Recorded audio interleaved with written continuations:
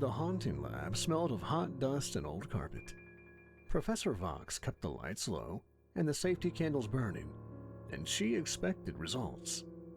Our exercise was simple on paper. Make a taped square on the floor go cold and hold it for 60 seconds. Hank stood beside me with the meter. I focused through my ID card, let the temperature dip, and kept it steady while the tape tried to curl at the corners. A wire near the monitor sparked when the cold crept too far. Hank nudged it back with a pencil, and I held the line. The timer beeped. Vox gave me one nod. We traded places. Hank doesn't show off. He breathed, set the square, held it without fuss, and grinned when the minute passed. Across the room, a student pushed too hard, got a nosebleed, and sat down with a cloth. Vox didn't pause the class for drama. She walked the rows and gave notes in plain language. Eat salt, stop staring at the floor, and control the edges. When she reached the back, 2 stations were empty. She checked her roster, read a folded memo longer than she ever reads anything in front of us, marked something, and told us to reset the room. I caught her by the door. "Professor, what about the empty stations?" "Administrative matter. Focus on your work, Mr. Graves." She left. Vox doesn't waste words. Hank joined me in the hall and waited until we were past the internship board. "That's the 3rd time this month." "4th. You missed one." "I wasn't sick." "You coughed once and a TA gave you an excused absence." He tried to smile and didn't. "Transfers?" "Maybe. Midweek is odd." Applied Temptation met in a newer hall with working speakers and clean screens. Dr. Slack, our adjunct, talked about temptation as a pipeline. Identify, isolate, influence, and convert. He said repeat customers were the backbone of growth, and that operators who could forecast returns would go far. A student asked if that sounded circular. Slack said most useful systems were, and moved on. He assigned a discussion post. Design a repeatable temptation sequence for a mid-level bureaucrat with a conscience and a mortgage. The room made a sound that wasn't a laugh or a groan.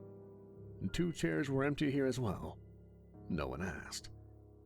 We cut through the admin wing on the way to the cafeteria. Posters for capstone night sat in a new stack by the registrar window. I picked one up. The date was sooner than the syllabus calendar. The fine print mentioned a partnerships showcase and a venue change. A watermark sat at the bottom. It looked official and unremarkable in the way that hides things. I kept the flyer. "Early this year," Hank said. "Yeah." I folded the paper into my binder. "Hear anything?" "Cerberus says patrols are shifting. Extra coverage by admin after dark." "Curfew reminders?" "Yeah. They make sense when people forget how stairs work." "That doesn't explain the empty seats," I said. We ate by the window. The stew burned my tongue. The bread did its job. Hank ate fast, then slowed down when he noticed people looking. Hank hates being a spectacle. He can't help it. We compared notes. Ellie and Kuttner hadn't shown in lab. Ellie had a talent for getting people to agree without feeling pressured.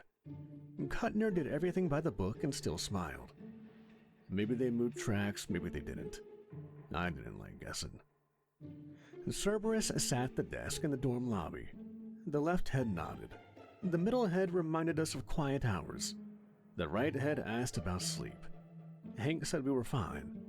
All 3 looked satisfied. Our floor was quiet. I did my reading for bureaucracy cross-department authorization, how to get a stamp from the right office. The diagrams were clean and honest. Possession practicum the next morning was a drill on disengagement protocols. You take a host gently, you leave them gently. You leave no residue, you log the attempt. My partner and I finished without a ripple. Across the room, a medical support volunteer stiffened and stopped responding. The instructor called it, cleared the floor, and walked the volunteer out with the team. We waited in the hall. Hank stood with his hands in his pockets and didn't speak until we were outside. "I hate that part," he said. "It's good to hate it." "Yeah, but I still hate it." "Good." We took the long way back. A bulletin notice had been updated. 2 new names sat under a line about program changes and transition to external study. The phrase landed wrong. No one used that phrase unless they want you to stop asking questions. By noon, an email hit our inboxes. Capstone night moved up, updated schedule. It thanked us for our flexibility, praised excellence, attached a new calendar block, and added more language about the partnership showcase. No reason for the change. I forwarded it to Hank. "You seeing this?" He replied from 2 doors down. "Come by." His room was what you get when you repeat a year until it fits over and over and over. Clean enough, stacks of books, practice kits, and 1 poster. He handed me a folded sheet, a copy of the overnight patrol schedule. He helps with move-in, and Cerberus trusts him with the heavy jobs. Trust is access. You don't waste it. "Look at the late blocks. Admin annex. Security doubles for the next 2 weeks. Drops back down 1 week after capstone." "That's not random. Something moves in or out. Or both." We didn't speak for a minute. The building hummed. A door closed down the hall. I read the schedule again. It was neat and ordinary. It didn't look like a warning, but it felt like one. "We could ask. Registrar, a professor, someone."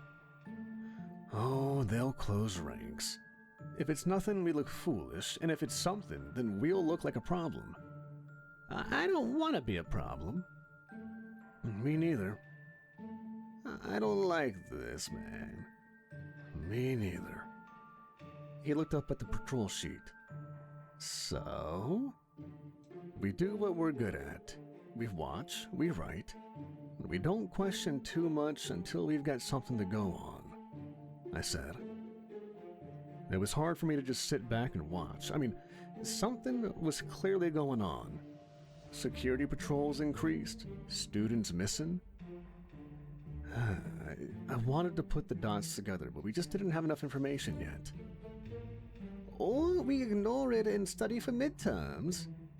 "We'll do that too, Hank." I slid the schedule under my notebook. I can hold 2 thoughts, you know. The week moved. Small alarms, drills, late coffee, emails that said nothing and too many words. A kid from Torture Ops bragged about an internship lead and then stopped showing up to meals. No one joked about capstone night anymore. People checked their shoes and schedules and kept their heads down. Security walked pairs near admin after dark and pretended not to notice who watched them pass. In Haunting Lab on Friday, Vox held us 5 minutes past the hour. She told us to watch our boundaries through the weekend and not to make other people's problems worse. She looked at me when she said it. As we packed up, she said my name and waited until the room emptied. "You have an eye for process," she said. "Use it." I try. Try harder. She left it there. I found Hank by the door and handed him the capstone flyer. We walked down to the admin wing without talking. The light there is always even. I laid the flyer on the tiles and lined the watermark with the corner pattern. It fit too neatly to be accidental. Hank didn't like that and neither did I. I took a photo, folded the paper and put it away. "Think we're seeing things," he said. "Maybe, but maybe not." We stood there a little longer and did nothing smart. Then we went to dinner and pretended to talk about midterms. We knew something was up, we just couldn't figure out why, and now Professor Vox kind of already, gave us a lead, told us that we were on to something, and told me to keep digging? Saturday, I was on laundry duty and grateful for a task that ends. I wrote out a list of questions that wouldn't get me written up if the wrong eyes saw them. I flagged the registrar forms that give limited access to anonymized retention data and drafted a request that sounded like a class assignment. I made a copy of the patrol sheet and put the original back where Hank kept it. At noon, I checked the calendar and saw that the capstone venue had changed again with no notice. The update said final like a threat and added a line about enhanced security protocols. Hank stopped by with a bag of rolls from the kitchen and set them on my desk like a peace offering. We can still walk away. We can, but we won't, I said. He sat. You ever think about what you'd do if this place offered you a safe job and told you to stop looking? I'd take the job and then I'd learn where it kept the keys, man. You're gonna get us in trouble. Not if we're careful. Are we careful? Usually, but let's try to be better than usual. That night, I put the flyer, the patrol copy, and my draft request in a folder and slid it under the bottom drawer. I slept badly and woke before the alarm. The hallway was quiet. The building felt like it held its breath. I went downstairs for coffee and watched the admin wing through the glass. Security paced their route on time. The registrar window stayed dark. The stack of capstone posters sat untouched. I finished my cup and went back upstairs to get ready for class. I told myself I was going to the registrar for a form like any other student, and that I would ask one extra question. I told myself I would stop if the wall felt too thick. The wall I walked up against, asking these questions, felt too thick before noon, but I asked anyway. The registrar window opened on time. A clerk slid the paper to Arachne and she read it line by line. Anonymized retention data? What's the purpose? Infernal bureaucracy coursework, audit trails and cross-department reporting. You want cohort numbers by track and term? And any flags on sudden change. Flags are internal. This requires 3 approvals and a fee, and a note from your instructor that this is not for publication. I handed over Vox's note that I wrote myself. Arachne checked the ink and watermark, then placed my request in a tray. You will hear from us. Do not follow up before end of day. Hank waited in the hall. He never lingers in that lobby. How bad? Not bad, not good. You think she knows what we're actually asking? She knows what everyone is asking. Applied Temptation gave us an hour to think about something else. Dr. Slack talked pipelines and conversion. He said process beats art. He assigned a post on tempting a mid-level bureaucrat with a conscience and a mortgage, and no one laughed. Again. By lunch, Registrar Services emailed a summary with a tracking number. Program moves had ticked up. A new line noted scholarships approved by the Partnerships Office. No names, no locations. A footnote said cohort sizes remained within range. I forwarded it to Hank. Useless on purpose. He replied, Partnerships? I already had my bag. The Partnerships Office sits upstairs in admin between donor photos. The receptionist offered a glossy brochure that said nothing. When I asked for partner lists, she said, All our partners support student success, and pointed to a website with rotating logos and no addresses. Are these outbound scholarships or inbound? I asked. Both. Where do students go? Off campus. How long? It depends. Anything else? There wasn't. Not here. We left with a brochure.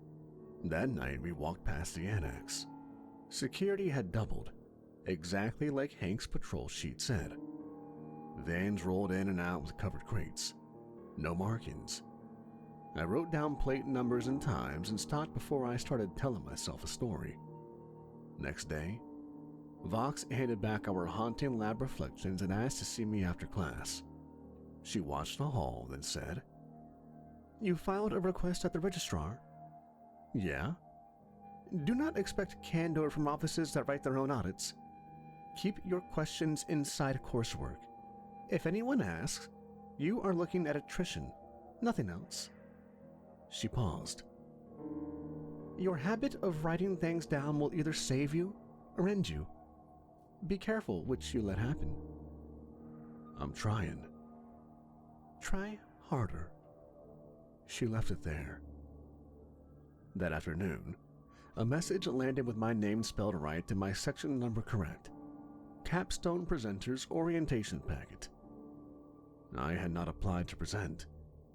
The packet included a map of the venue, access points, a closed briefing block labeled partnerships, and a vendor badge list by ID number, not names.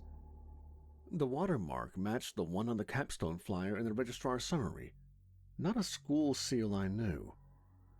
I showed Hank. He stared at the vendor list. "Maybe they want you to volunteer. Or it's a mistake. Either way, it's a map." "What happens if you show up with that email?" "They let me through the door." "I don't like you near that door alone." "Then we go together. We act lost and see how far that gets us." Before we tried, Registrar Services called me back. Arachne handed me an envelope with 3 forms. One approved limited access to retention trends, one denied scholarship detail under confidentiality, and one invited me to a short meeting with the partnership's liaison to contextualize the data. 2 days before capstone, in the annex, near curfew. I didn't request a meeting. "It was offered. You can decline." "What happens if I accept?" "You receive context." She slid over a pen. "Check a box." I checked accept. Arachne stamped it. As I turned to go, she said, "Do not bring more than one guest." "Is a guest assumed?" "It's permitted." Outside, Hank read the invite, then the clock. I said, "We go, sit, and listen. No guesses out loud." "What do we know?" he asked as we walked. "That a pattern exists. Registrar responses are clean denials. Partnership wants to contextualize something 2 days before capstone in a room we've never seen, and security tightens around that wing when the room is open. And the crates. And the crates." 2 nights before the meeting, a security officer stopped us outside the annex. "IDs." We handed them over. He scanned, then said, "Curfew starts at 10. Do not be near this door at 10. "We live here." "Then live somewhere else at 10. He handed back the cards. On the day, we wore clean shirts and neutral faces. The first checkpoint waved us through after I showed the invitation. The second stamped our wrists with the mark that faded by the elevator. A liaison met us upstairs with a clipboard and a smile that didn't reach her eyes. "Thank you for coming. We appreciate student engagement." She led us into a conference room with a screen and a long table. 3 other students sat with their hands in their laps and no one spoke. She ran a short deck. Metrics up, partners increase opportunity, scholarships reduce barriers, a map with arrows that had no destinations. When she asked for questions, I asked to see criteria for scholarship selection. She said the process was holistic. I asked if students returned after a term away. She said many did. I asked for numbers. She said numbers were not the point. What is the point? I said. Confidence. She closed the laptop. We want you to feel confident in your institution. She handed me a one-page summary that matched the registrar's email almost word for word. Please direct further inquiries to the partnership's mailbox. On the way out, a door down the hall opened. 2 staff pushed a covered cart through a service entrance and into a freight elevator. A crate corner showed under the cover. It had a barcode and a destination code that wasn't a building name. The doors closed before I could read it twice. We stepped outside. The annex lights looked brighter than the rest of the campus. Hank kept his voice even. That was nothing. It was a lot of nothing, and that matters, I said.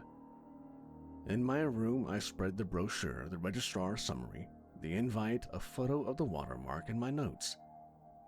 The pieces didn't connect yet. I wrote what I could prove and what I could only guess. I crossed out anything that depended on luck. Near midnight, a new message hit. Capstone, volunteer briefing update. The partnership's time block had moved again. The vendor list had grown by 6 IDs. Same watermark, same tone. Hank texted as I was about to text him. We're gonna have to go where we're not invited. Yeah, but not yet. I turned off the light. Somewhere in the annex, a freight elevator opened and closed on a schedule that made too much sense. I set a reminder for morning and slept until the alarm. Applied Temptation started late on Wednesday because the projector would not accept Dr. Slack's login.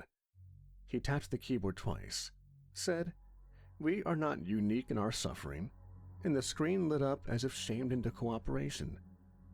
Halfway through a slide about follow-up cadence, the back door opened, and a new student took the empty seat by the aisle. He didn't glance around the room.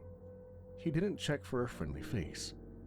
He put his bag under the chair, folded his hands, and watched the slide as if he had been here for weeks. When Slack asked a question about bottlenecks, the new student said, "Authorization. And people pretend it's persuasion, but most failures are authorized."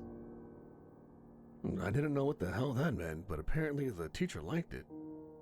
After class, Slack read names from a list to assign the new group project. Chain of custody. Track a hypothetical soul from intake to exit across departments. Focus on handoffs, 3 to a team.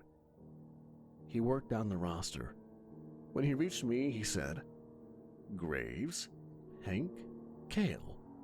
He pointed at the new student. Kale turned, took us in with one glance, and gave a nod that looked more like acknowledgement than greeting. Up close, he looked young in the way a statue looks young. Clean lines, neat hair, plain shirt, nothing to distract. No rings, no jewelry, no visible ward marks. His eyes weren't cold, they just didn't waste motion. We met that afternoon at a quiet table off the main library floor. I brought a checklist and the registrar summary. Kale brought nothing. Neither did Hank. Kale sat down, folded his hands again, and waited. When I didn't start fast enough, he said, "We should define the system and then test it against exceptions." "What exceptions?" "The ones that break people.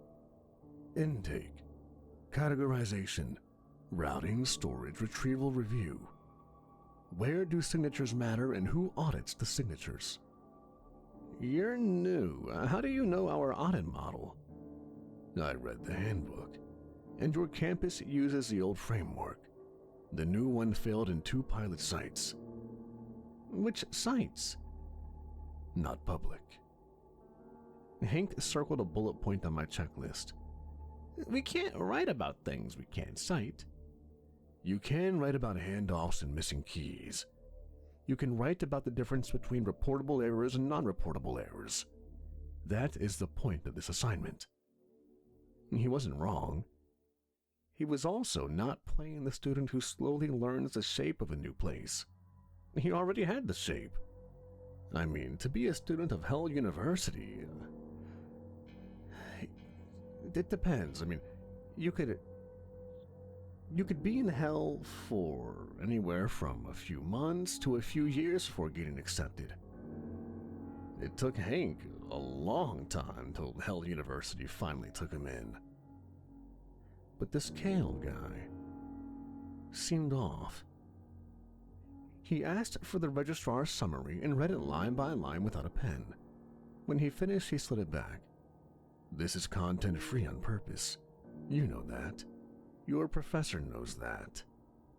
You talk like a memo. I talk like a person who has had to read too many of them. We need a timeline and a map.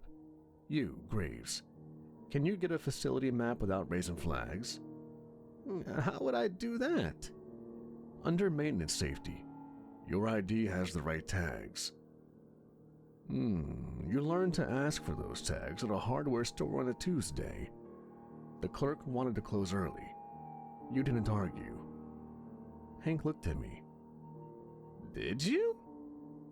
I worked Tuesdays at a hardware store in my previous life. How would you know that? Kale didn't blink. You smell like old wood, oil, and WD-40. That's not a thing. And you didn't just guess my shift. He didn't answer. He was already drawing boxes on a page from Hank's stack.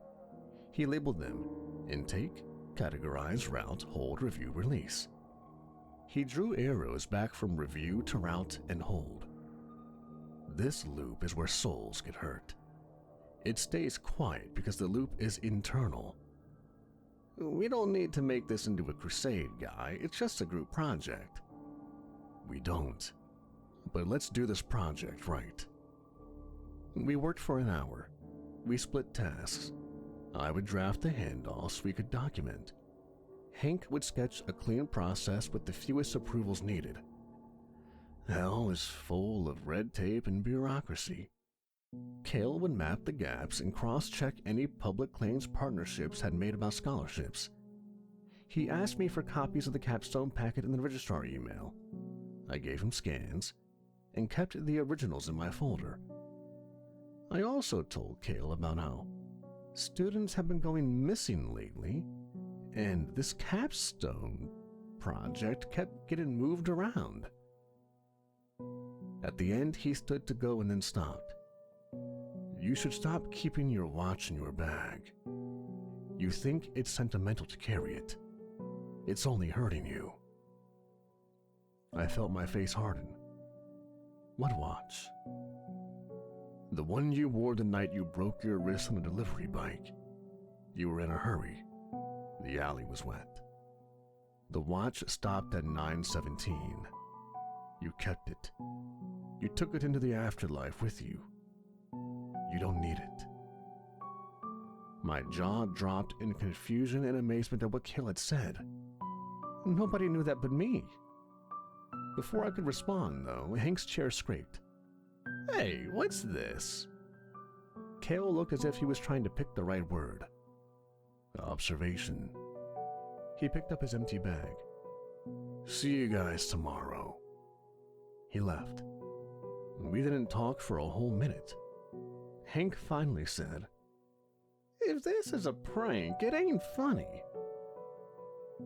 We met the next day in a study lounge because the library was full.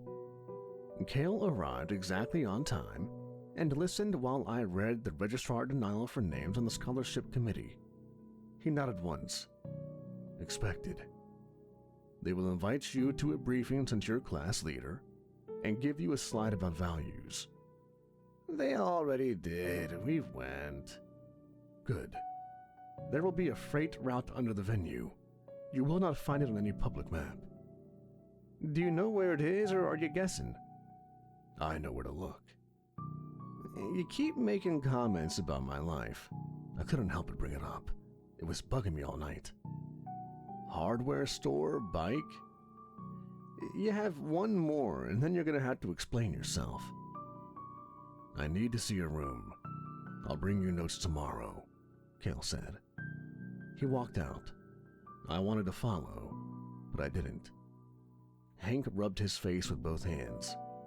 I don't like him knowing things like that. Me neither, but I like how he thinks about the system. We agreed to meet again the following night to combine notes. We also agreed not to tell anyone about Cale's personal remarks until we understood where he was pulling them from. I thought about asking Vox, decided not to. If Cale was a plant from admin, I didn't want to be the one who sent him back with a report that had my name on it. Around 9, I realized I had left my pen in the study lounge. It sounds small, I know, but it was the only pen I own that writes well on the forms the registrar prints on cheap paper. I told Hank I would be back and headed down the hall. The lounge was dark but unlocked. The pen sat under the far chair where it had rolled.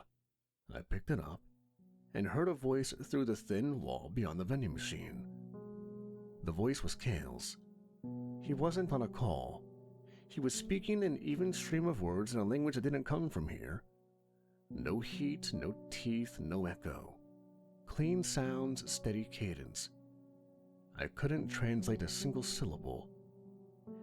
The very language itself seemed to burn me. But it was undeniable how beautiful and perfect it was.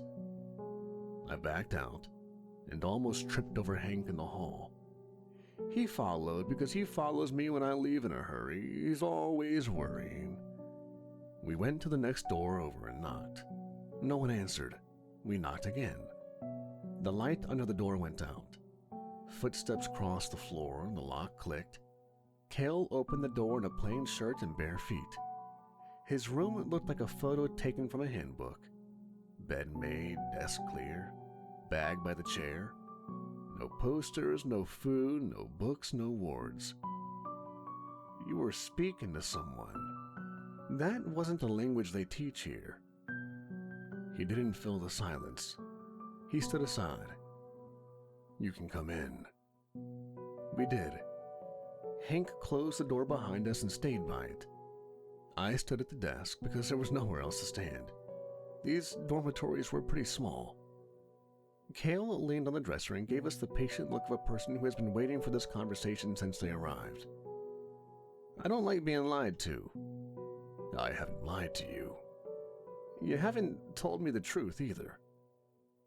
I could say the same to you, but I won't.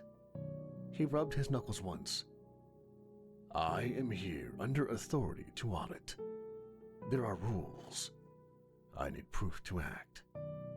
I think you know why I'm here. Because students are disappearing.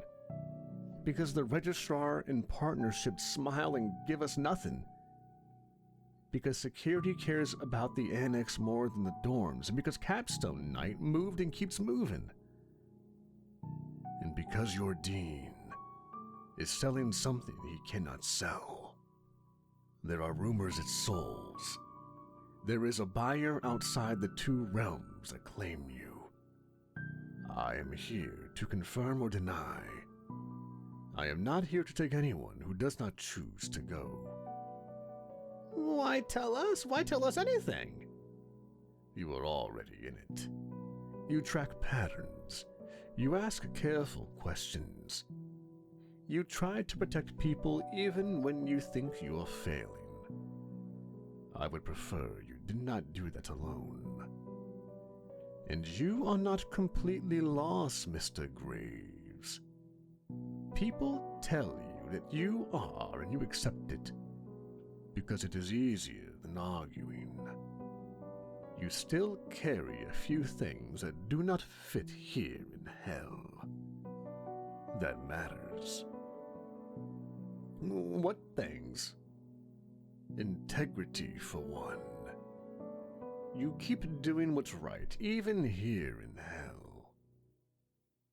I sat without meaning to, the one chair in the dorm. If we help you, what happens to us when this goes down? I will do my best to keep you safe. You could be lying. I could. But I think you know I am not. He held my eyes for a beat and then looked away to make it easier for me to breathe. Help me find the handoff that leads out of the system. If I show the right page to the authority, the door closes. Authority? Are you talking about heaven? Kale didn't flinch. I mean the law that both sides agreed to so the world keeps its shape. You're an angel, I said. Saying it did not make the room change. It only made us stop pretending. Yes. I am not here to save anyone who doesn't ask. I am here to stop a theft. He nodded at my folder. You already have most of what we need. There will be a ledger. There will be a seal. The buyer will be named in a way that looks like paperwork. We will take a page and a stamp, and that should be enough. What do you need from us? Access. Noise when I need noise, silence when I need silence. And integrity. That is what I need from you, Graves. You think I have integrity? I know you do. You told a manager at a storage unit that you wouldn't sign for a fee that wasn't on the contract. You also have a spine, a backbone. You were tired and it was raining. Your boss told you you would lose your job, and yet you stood still, steadfast in your belief. A week later, you did lose your job because you wouldn't sign. Stop, you can't keep doing that. I can stop saying it, but it will still be true. Hank held a hand palm out. Ground rules, no surprises, no holy water near me, no throwing Graves at a wall and calling that strategy. No holy water, no throwing, and I will tell you before I open a line to heaven. Deal. We find the ledger, we find the seal, we find proof that the Dean is selling souls. We try, and we do not talk about this to anyone. Tomorrow, Annex. Bring IDs, wear shoes you can run in. Optimistic. Prepared, Kale said. We left, and back in the hall, Hank exhaled the breath he had been holding since we knocked. We're really doing this. We are. I checked my ID, checked my shoes, and wrote a short list. Ledger, seal, freight, proof. I turned off the light and tried to sleep. The building kept breathing. In the next room, Kale spoke 6 quiet words in a clean language and then stopped. He didn't say my name. He didn't need to. We met behind the annex an hour before capstone call time, and stages and cables choked the plaza. Security argued with vendors. Everyone looked busy enough not to see us. Hank had the time slot code he lifted off of a careless RA. Kale kept his hands in his pockets and his face blinked. At the side door, Hank tapped the keypad and entered the code. The indicator flipped amber, 5 minutes of blind spot. Kale said, "Now," and we slid into the service corridor. Cooler air, old fixtures. Crates wrapped in the same blank sheeting I'd logged last week. A ward plate guarded the next door. Kale tilted his head, spoke 6 clean sounds, and the outline dulled. 2 seconds. I swiped my ID, override stamp pressed firm, and the reader popped green. Hank eased us through before the ward broke. We crossed a short hall into the dean's suite. Reception empty. The side records room had a badge reader in an old-style keyway. Kale dropped the ward again. I swiped in the silence and caught the second click. The records room was tidy in a way that means everything important is locked. I went to the drawers while Kale listened at the wall safe and traced the air with a finger. Hank covered the hall and counted down our time slot under his breath. Third drawer on the right. A lock that likes a polite touch. I used the edge of my ID. It opened on a shallow tray with the dean's personal seal in a leather block, a book of blank authorizations, and a steel box stamped with the watermark from every partnership's document. The box felt warm. "Found it," I said. "Can't believe it opened the dean's personal lock over here." Kale said without surprise, "The Lord provides. Careful." I lifted the seal and set it aside. Inside the steel box, a single folio waited, blank, until my shadow touched it. Ink surfaced as if pulled from the other side. Columns for units, release, destination, names in a clean hand. Ellie and Kuttner among them. Destination, the quiet creditor. A schedule block at the bottom. Transfer, tonight. Capstone stage, channel B. The folio gained weight in my grip. Kale glanced over, saw my hand and angle change, and said, "Live. The contract's active." I slid the folio into a rigid envelope. The pull came with it. I wrapped the envelope in a file jacket, closed the box, and kept the room's silhouette unchanged. Hank pointed at the seal. "Taking this too?" "Yes. Page and seal are proof." Footsteps. Not hurried, certain. The latch turned. Dean Beelzebub walked in, locked the door behind him, and took us in with one look. "I am disappointed," he said, smooth as a memo. "Mr. Graves, Hank and our transfer. Capstone Week is for work, not theater. The institution grows, requires partners. We've found one that values our output and pays on time. This prevents waste." Kale shifted a half a step in front of me. "You don't own what you're selling." Beelzebub didn't even ask who Kale was. He already knew. "Jurisdiction is complex. We sign nothing we cannot justify." "The buyer is outside jurisdiction. You cannot export." "Export. Language that turns people into numbers. I don't care for it. This is student success, placement, return on investment. Hell needs to expand, you know." Hank took a step he shouldn't have had to take. "Where are they?" "Advancing. Those best suited for impact receive an accelerated path. Most don't even know a choice has been made. They're grateful. You can be grateful too.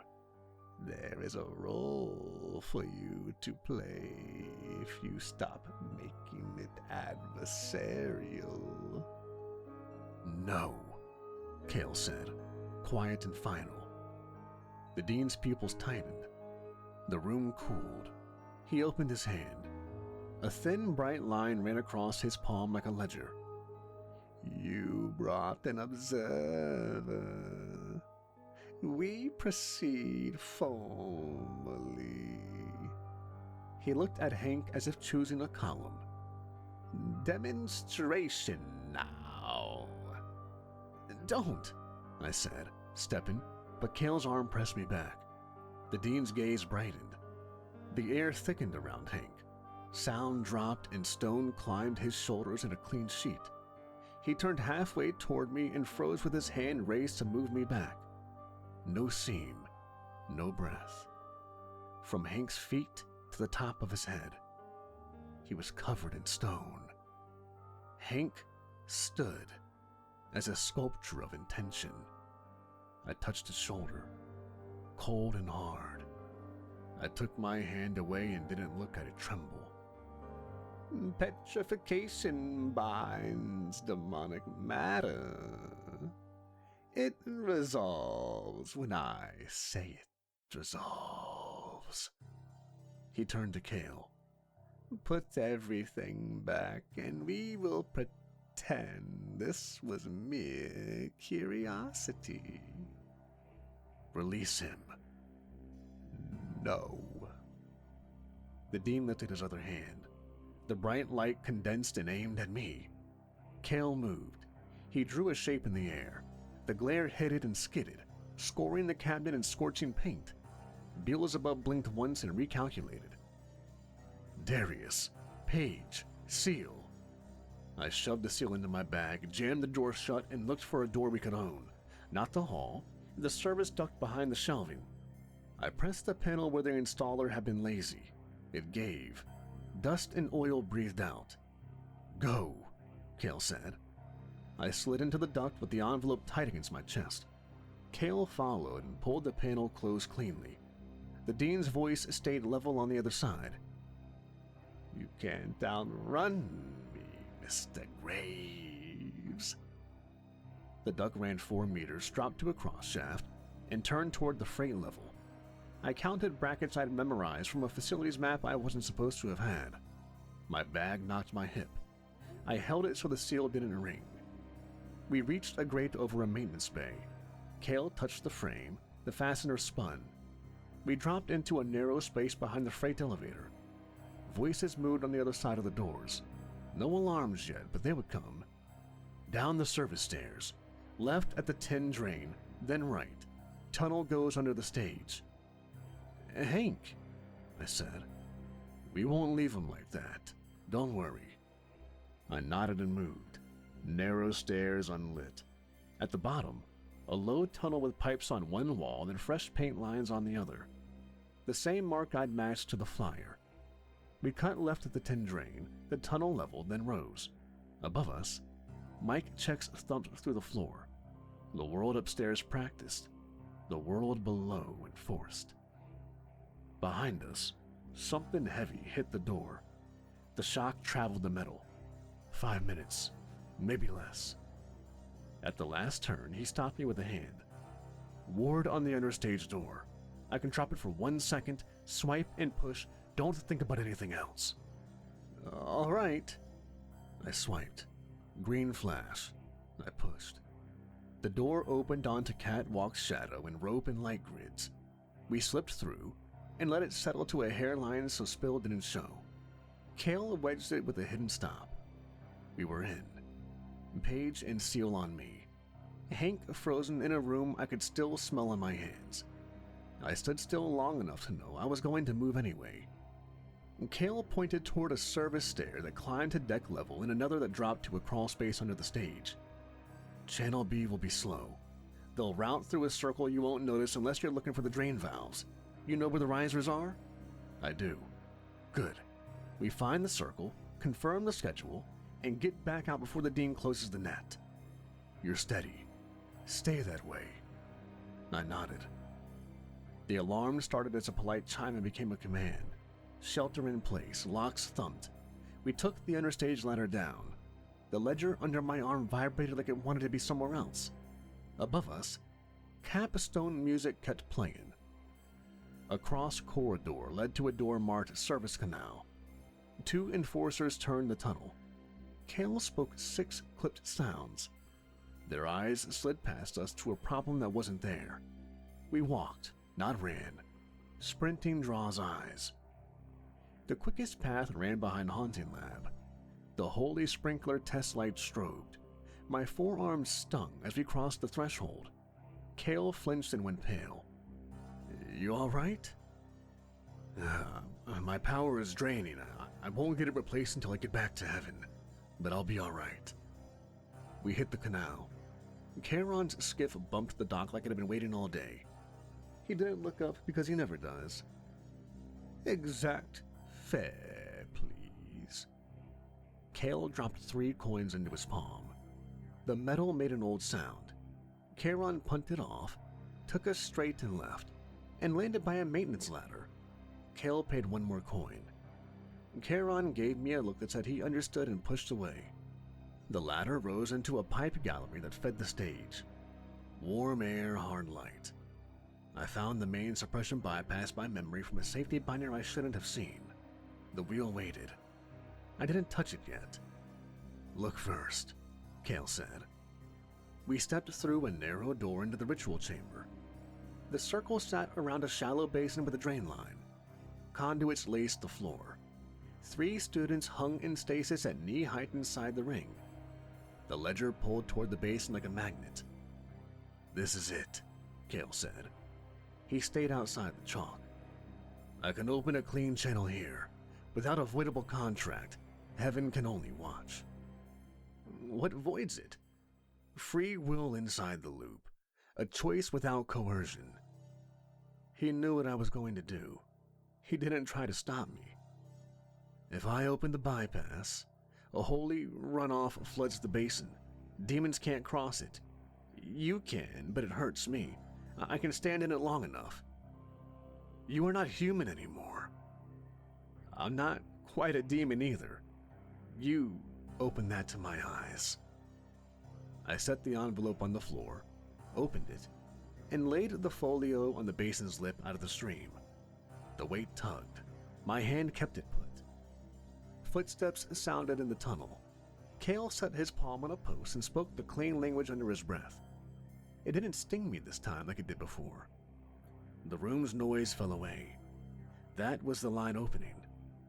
"Use their words," he said. I stepped into the circle. The hum in my legs said the systems had seen me. I spoke. "I am Darius Graves. I am not compelled. I enter by choice. I offer myself as collateral to settle the scheduled transfer under Capstone Channel B in exchange for the immediate release of all named students on the current ledger page. My consent is free and informed. I sign with my voice and my name." The chalk brightened. The folio's pull shifted from the names to me. I put the wrench on the valve and turned. The first wash of holy runoff hit like heat that wasn't quite hot. Pain cleared noise out of my head. I kept turning until the wheel seated. Water sheeted into the basin and hissed across the chalk. Demons in the tunnel shouted and stopped at the threshold. Kale held the line and started pushing the proof through. Seal, page, schedule, watermark. I felt each leave the world of things I could drop. Beelzebub reached the doorway with 3 enforcers. He measured the room in a glance and tried to make it mean something. "Theta, you don't understand the mechanisms." "I read the manual," I said. "Yours was fluff." He aimed a binding across the water. It thinned and came apart. The runoff chewed the edges he needed. His glare slid off Kale. Kale didn't waste breath answering him. The creditor's pressure pressed from the page and the floor above. The air got heavy. The folio tugged once, then steadied under my palm. I held the wheel to stop myself from grabbing for anything that would make me let go. "You don't outrun a record," the dean said, less certain now. "I'm not running, I'm avoiding." One enforcer lunged for the bypass. Kale snapped a single syllable. The enforcer lost the door for 3 seconds. It was enough. The first student dropped from stasis and hit the grate with a cough. The second followed. The third took longer and then came down hard gasping. The circle flared and dimmed. The folio went dead. The pole left the room and had nowhere left to land. "Now," Kale said. The line closed with a click that made my teeth ring. He staggered, caught himself and stood straight. The dean looked at the students and at the blank page and knew what it meant for him that the seal had already gone up clean. "You have broken nothing," he said. But he didn't believe it. "They're not yours," I said, and kept my hand on the wheel. Security filled the doorway but didn't cross. The flood kept them honest. Above us, the band turned up to mask the wrong sound. Someone cut a bank of lights. Kale stepped in, lifted a student out of the water and set them safe. His hands were steady. 2 minutes, maybe less. I can count, I said. It almost came out as a laugh. I tightened my grip and watched the runoff carry chalk and ash to the drain. Heaven found an opening, and heaven had to take it. Beelzebub tried one more shape. It broke on the water and left a smell like hot metal. The authority went out of his face. He looked like a person who had just realized the rules also applied to him. No longer could he break them however he wished. My knees numbed before my hands. Kale's face found mine in the dim. Enough. Let go. Not yet. Darius, they're out. The souls are back. I counted 3 breaths and released the wheel. The runoff kept flowing on its own. The basin was clean. The students were breathing. The dean held very still like a man avoiding a spotlight that had already found him. I stepped out, and the room tilted. Kale's hand steadied me, and then left, because he had to stay upright. I put my palm on the floor and left a wet print that meant nothing to anyone but me. For now, it meant I was still here. We lifted the students. Behind us, the water ran. Above us, the music strained to sound normal. Between those 2 sounds sat the choice I had made, and it was already changing what came next. The room held 3 breaths after we moved the last student. The runoff hissed. Then the pull on my chest loosened. Sound slid, weight changed, and my feet let go. I rose. I began to ascend. A white light encircled me. The understage circle dimmed beneath me. The ledger page drained to blank line by line. Enforcers stood at the water's edge, held there by rules they liked when they worked in their own favor.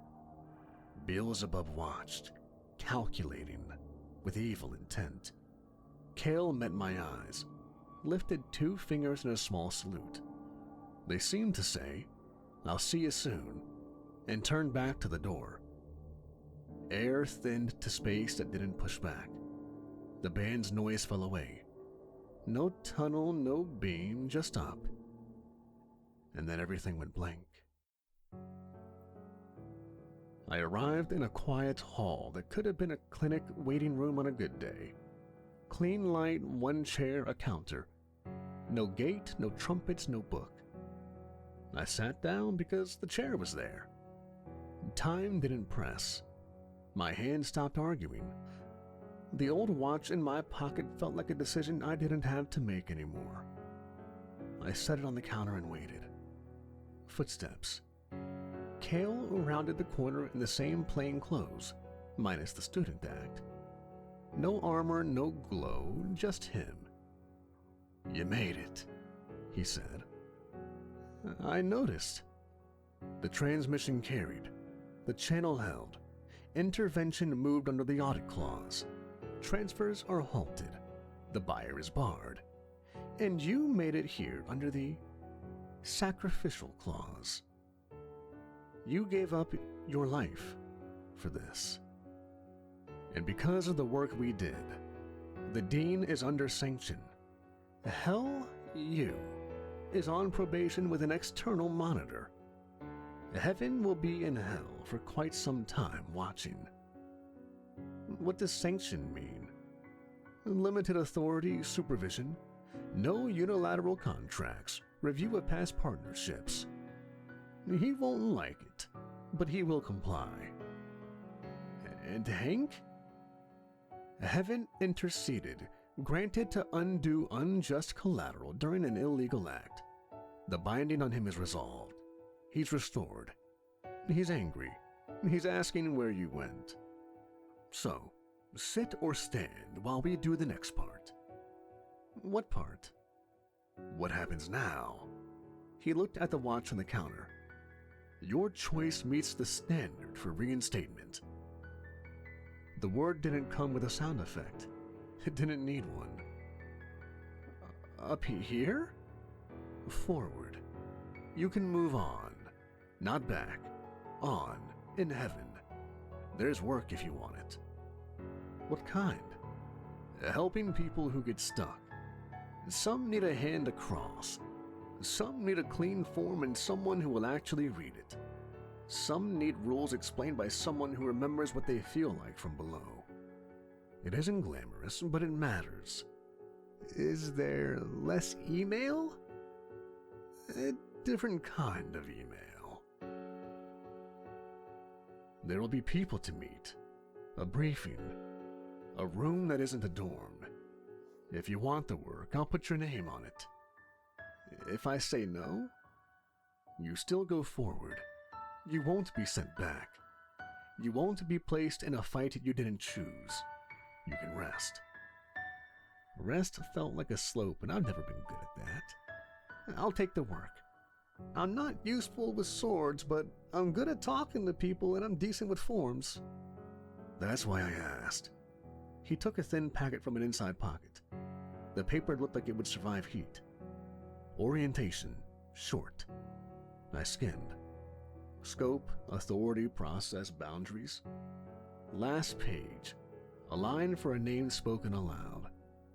Do I get to argue the vague parts? You get to ask for examples, and to notice when a term is hiding a decision. That I can do. I set the packet down and looked at the watch. It had stopped at 9:17 years ago. I wound it out of habit. It didn't start. It didn't need to. I left it on the counter. I looked back down at the orientation packet he had given me. Huh. It seems that heaven has its own college as well. Because I have been placed as a counselor in heaven's Angel University.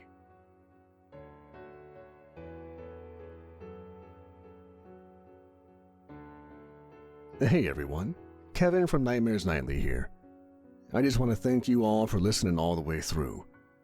I know these Dealmaker stories tend to be a bit more of a slow burn, and if you stick around and enjoy them, it really means a lot. This series is one of my favorites to write because it lets me wander into the philosophical side of things, digging into the human mind, our desires, our longings, and the quiet roots that feed them. So, to everyone who stays for these slower, more deliberate tales, thank you. You make telling them worth it.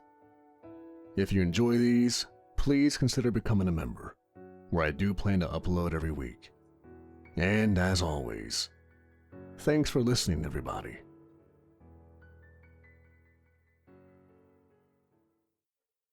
Night wore a softer face in the town Elijah now walked in than it did anywhere else he had known.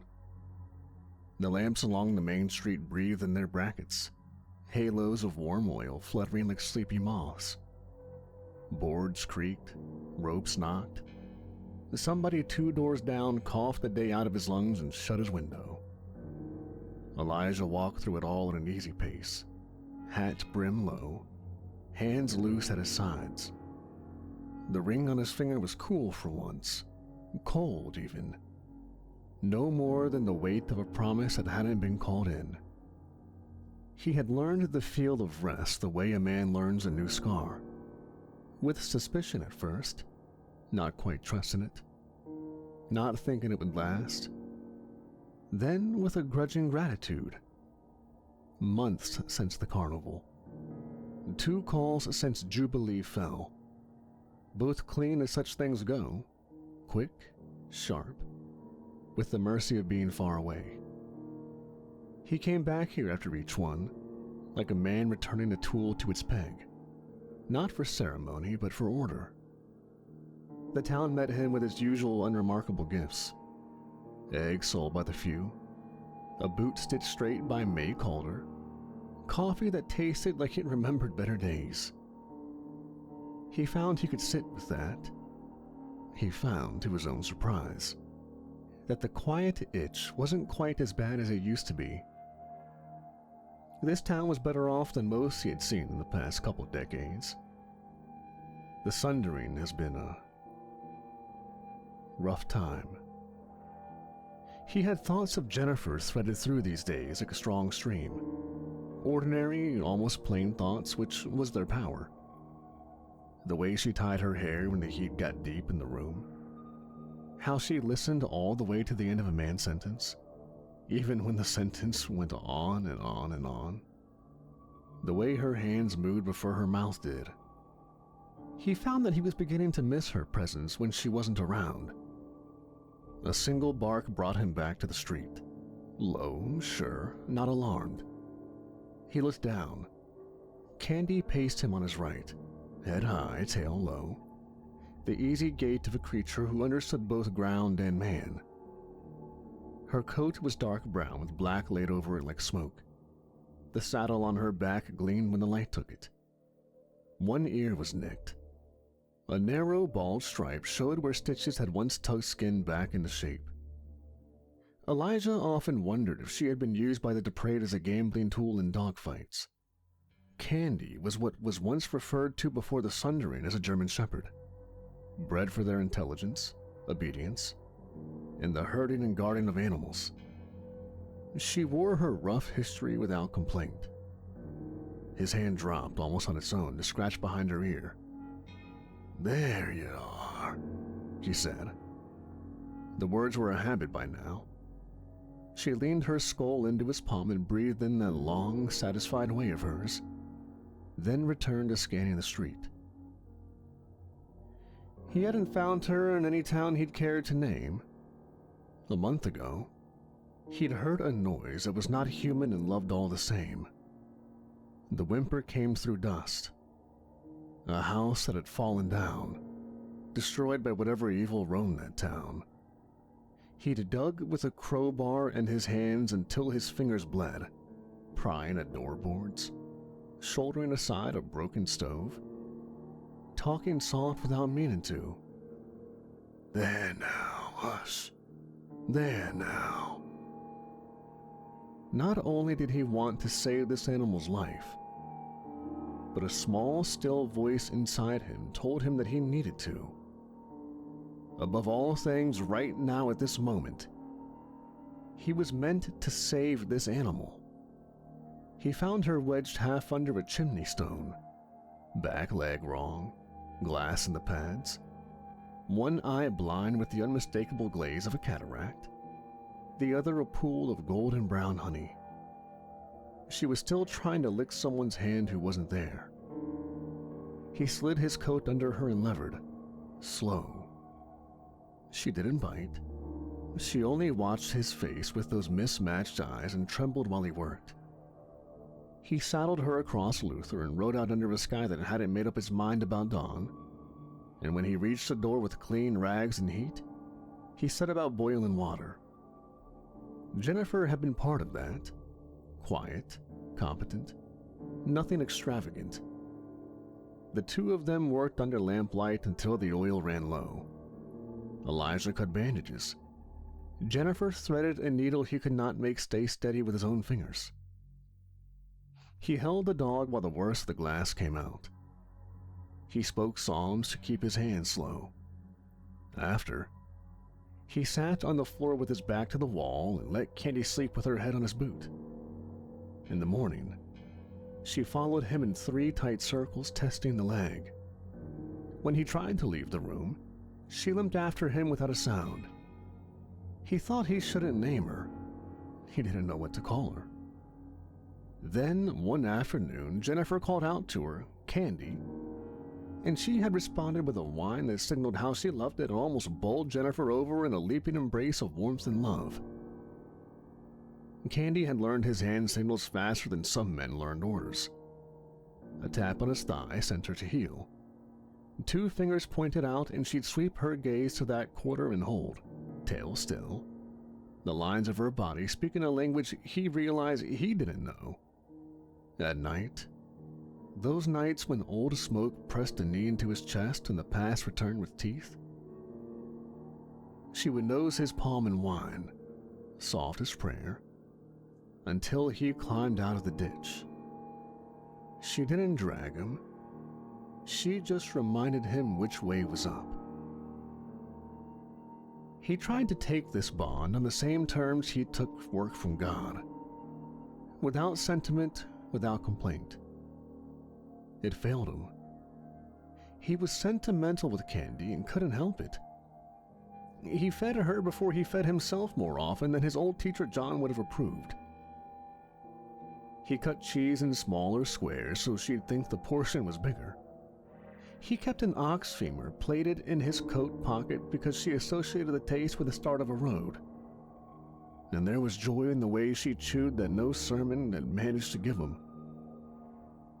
They turned left at May's dark forge. A cat startled out from under a wagon and Candy watched without chasing.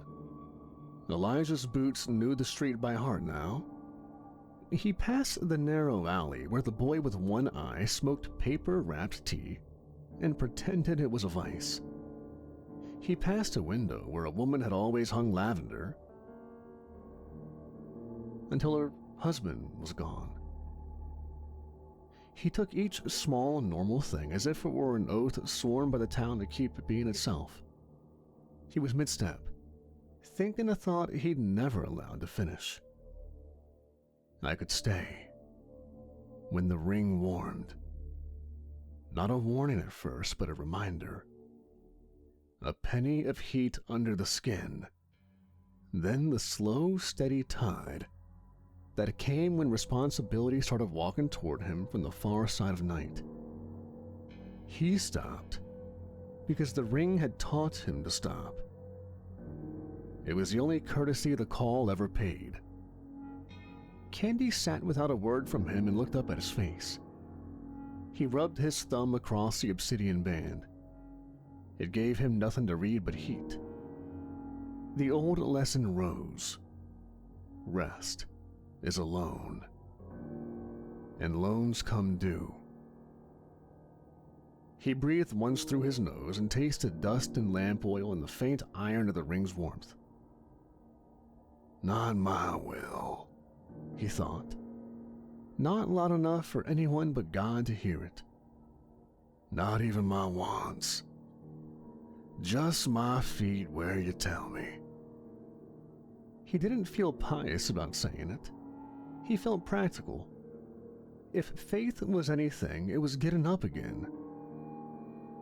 Work again is on the way, he told Candy. She thumped her tail once and stood. The gilded mare showed itself at the end of the road. Inside, the room held the good hush of a late hour and finished talk. Two men played a game that used to have rules and now was just an excuse to sit.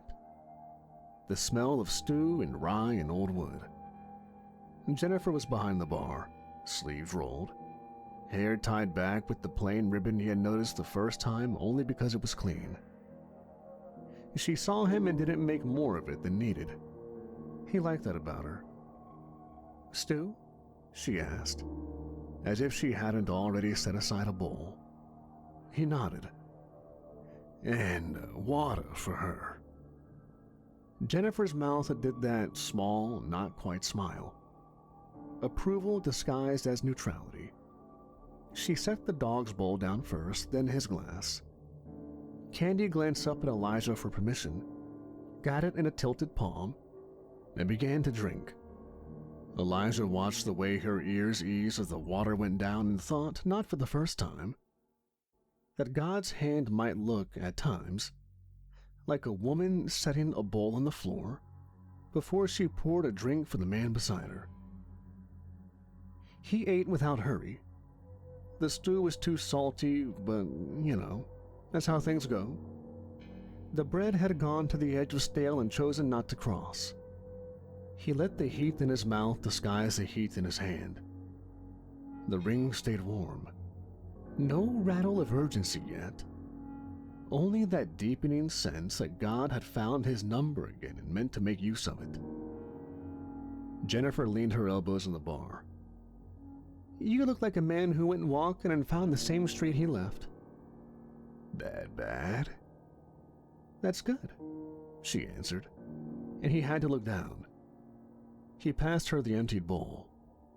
Thank you, he said, meaning the stew, but not only the stew. She tipped her head toward Candy. How's her leg in this cold? Better than mine, he said. And Candy, sensing they were speaking of her, snorted and put her chin on his boot. Jennifer knelt to scratch the good ear and murmured something too quiet for words. The trust in the dog's eyes made Elijah ache in a place that had nothing to do with ribs or bruises. He turned the glass in his hands and looked through it at the lamplight. He felt the ring's heat climb the smallest bit higher, the way a stove turns from warm to working. Somewhere east, miles in bad ground away, Need had stood up and called his name, although Elijah didn't yet know it. He wondered, as he always did, if obedience would make him smaller or more true. He never found the line between those two, mostly because he had been obedient his entire life. There was a little noise then, a tremor more than sound. The door to the bar shuddered. Candy's head came up. The growl left her throat without her choosing it. It wasn't loud, it was inevitable. Elijah's shoulders knew the shape of bad news before his eyes did. They tightened like hands on a rein. He set the glass down clean and careful. He pushed the empty bowl toward the center of the bar so it would not be in the way when something rushed. He found the ring with his thumb and felt it pulse once. Outside boots scraped. A voice broke against the wood. "Help!" Elijah was already standing when the door banged open. They hit the door together and almost missed the room. 3 men stumbled into the Gilded Mare on a gust of cold and road dust. One held another around the ribs and the wrist. The third dragged a pack that clinked with tin and broken crockery. Their clothes were travel-worn and stiff with salt. One sleeve was soaked black from elbow to cuff where a bandage had failed. The smallest man shaped a word without making it. The middle one forced sound through a throat that didn't want it. "Giants!" The ring on Elijah's finger warmed in a steady climb. No flash, no voice. Confirmation. When Elijah stood, Candy rose with him and put herself against his right knee, ears forward, eyes already reading sweat and sway in what was left of these men's breath. The third man lifted his good hand to point east and used the wrong arm for it. He went white and folded. His head struck wood. The sound was small and final. Jennifer was already moving. "Blankets, water, you! Hold him there! No, keep his head flat!" She crossed the floor with no wasted step. Elijah slid his hands under the fallen men and lifted him onto the bench as if glass was just under the skin. The other 2 clung to the bar. "Back room," Jennifer said. The room they used when they needed to work on bodies. Names came between breaths. "Eamon Greer," the talker said, touching his chest with his 2 fingers. Scalp cut to clot, then open again. Mule driver by the worn pads under the first 2 fingers of his left hand. "Samson Pike," the other said, older. The 2 left the bar and were now following. The third was Cal Reeve. "Drink, then talk, slowly."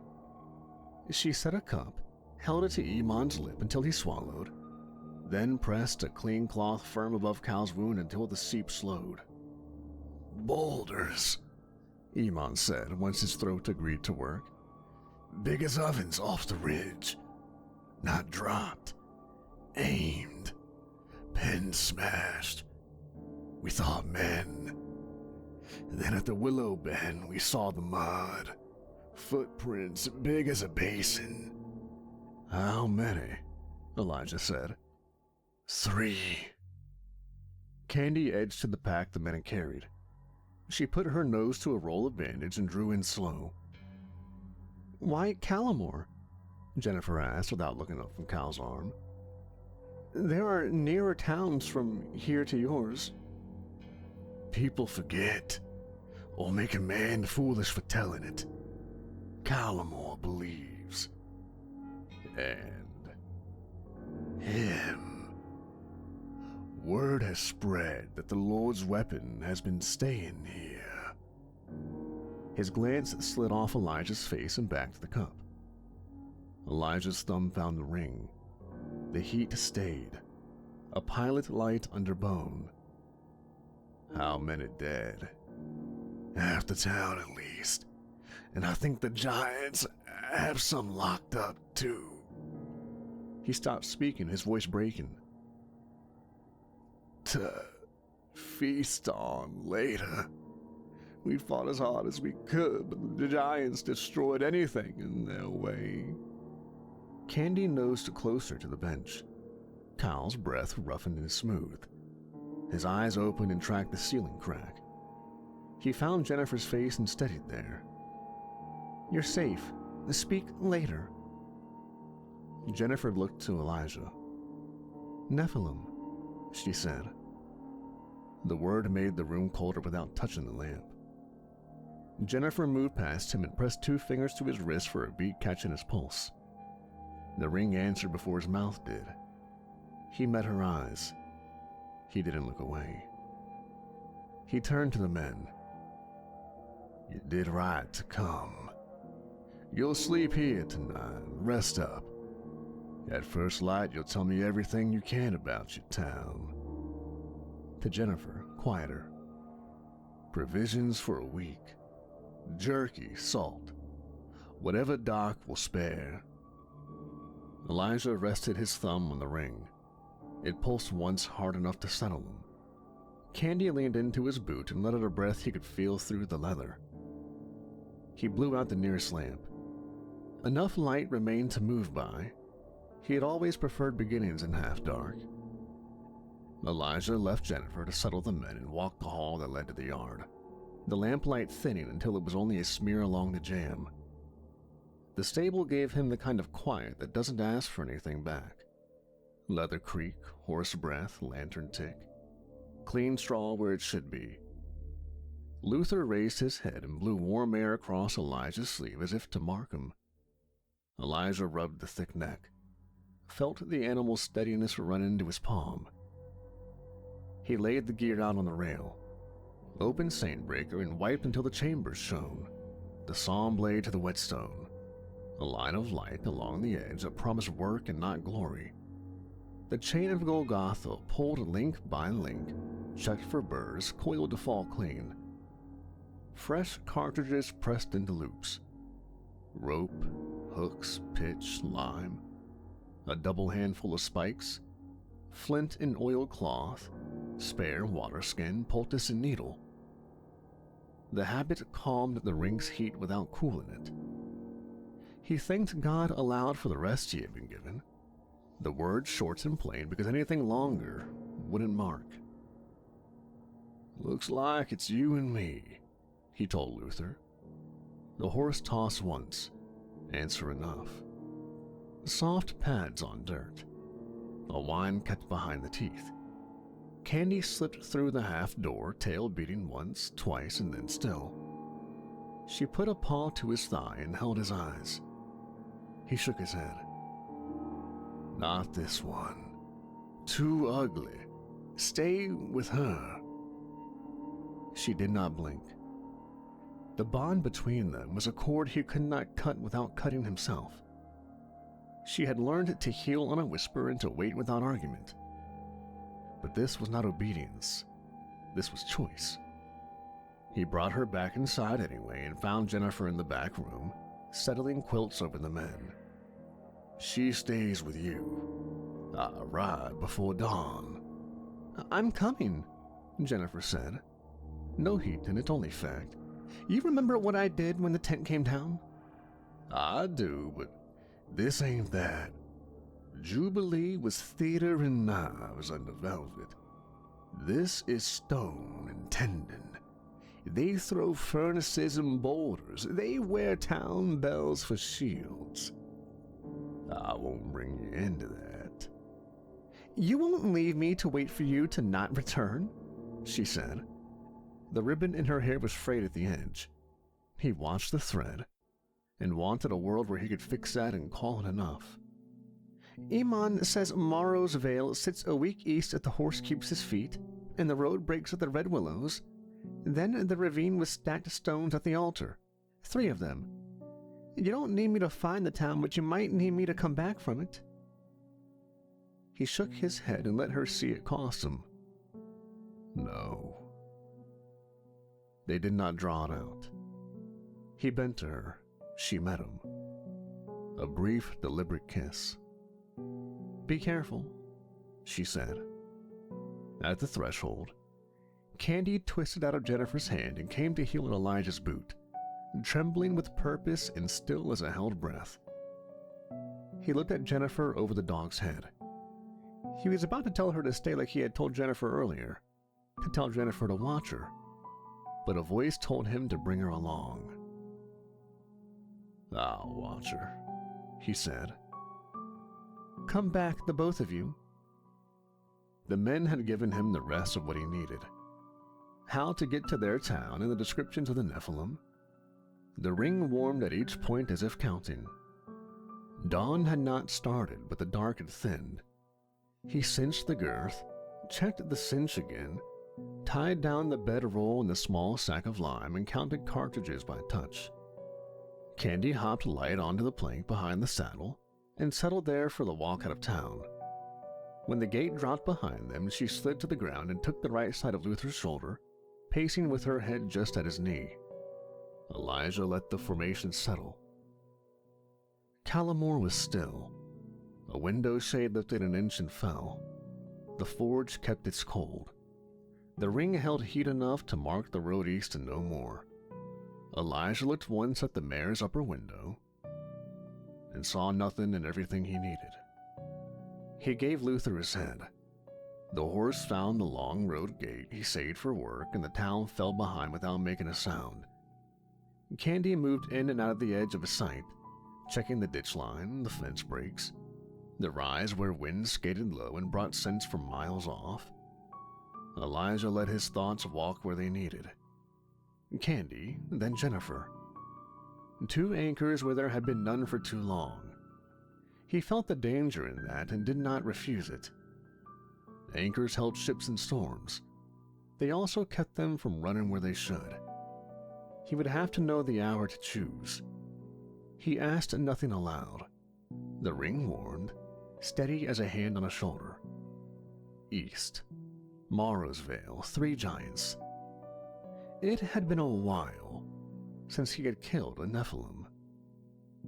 Elijah and his newfound companion took the road that braided the dry river, the dog ranging and returning, the horse sure under him, and the first thin light along the far ridge. He did not look back. There was nothing behind him he had not already chosen. They took the flats in a long line of wind and dust. Day broke thin, then hard. The ring warmed with sun and cooled with shade, and after a while he spoke to Candy. "You already know the truth of me, but I'll say it out loud, so I have to hear it." She trotted at Luther's knee, mismatched eyes lifting to him when his voice thinned. One eye milk white and brown, the other clear and pinned to him. Her breath came steady. When he paused, she made the small sound she used when a herd needed to keep moving. "I was 5 under a chapel table in the basement. Everyone I loved was upstairs, busy dying. A man named John pulled me out and put me back together with rules and drills and a gun that kicked with judgment." Candy's ears flicked. She closed the distance, brushed his boot with her shoulder, then took her place again. They made camp in a cut where sage broke the wind. Elijah paused on his reminiscing. Luther stood hip-shot and head low, chewing through the last of the nosebag. Elijah fed the fire to a steady burn, then let it sink to coals. Candy lay against his shin, weight warm, the old stitch scar under his palm. She had killed a rabbit when they had taken up camp and was busy eating that. That month of quiet I had just been given in Callamore scared me. I kept waiting for the ring to burn, and it didn't. I kept waking anyway, sweating through a dry shirt.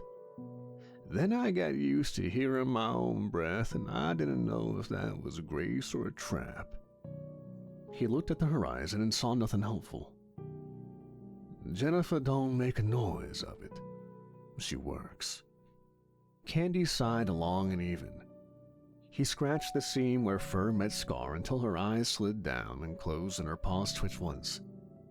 He slept in snatches and woke with his hands soft on her head. On the second day, they found a wagon split near the hub. The man beside it had shoulders like an anvil stand and hands that would not leave the iron he'd loaded at the back. The wheel had walked off its pins and the rim had chewed itself to pulp. "They take tithe now," the man said while Elijah set a jack and reached for a spoke.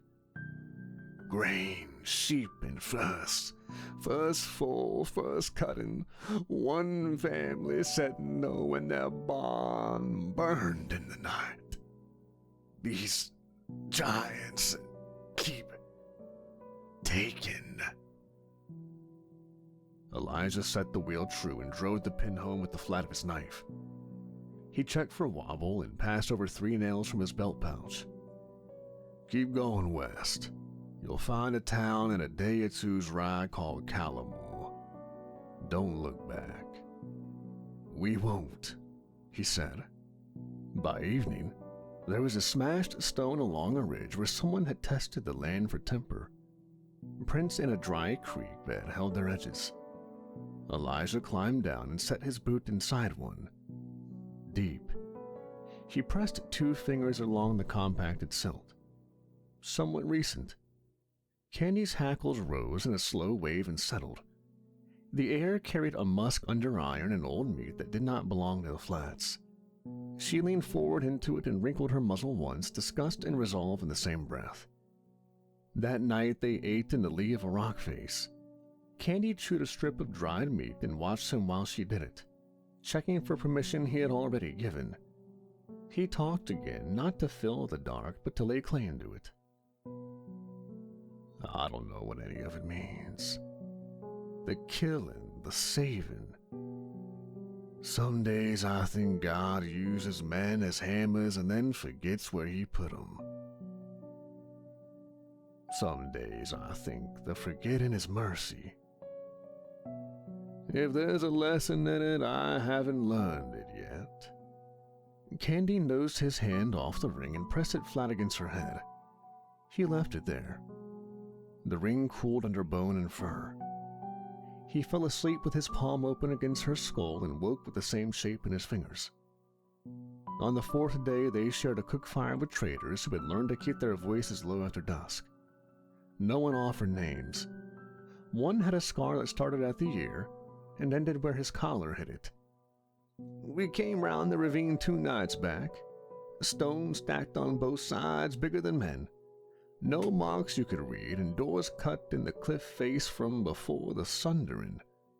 Big doors. You could drive 2 wagons through.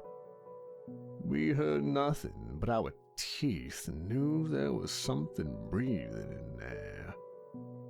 "Lights?" Elijah asked. No songs, no drums, just the wind and that other thing." The scarred man spat into the dirt and swallowed whatever else wanted out. "Chimes in the cottonwoods at the bend, bone and rope. Anyone alive inside?" "Don't know, didn't look and didn't stay." When the traders slept, Elijah moved coals with a stick and let the pattern settle. He set 3 lines in his notebook by the light. Count, divide, break the ground under them. He left the 4th line empty because he did not trust himself to write it. Spare if sparing won't damn others. He closed the book and sat long after the fire laid down to red. On the 5th morning, the land shifted under them. Fewer birds and fewer tracks that belonged to anything small. Fences with posts burned to their rings and wire sagging.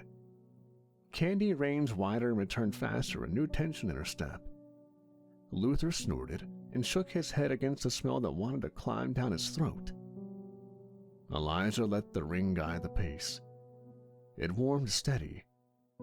He did the work that keeps a man from thinking too hard in the wrong direction. Checked his cartridges again, counted the lashes that held the bedroll, felt for burrs in the chain and found none. He watched the sky for weather and saw none and did not trust it. Jennifer thinks I can still be more than a weapon.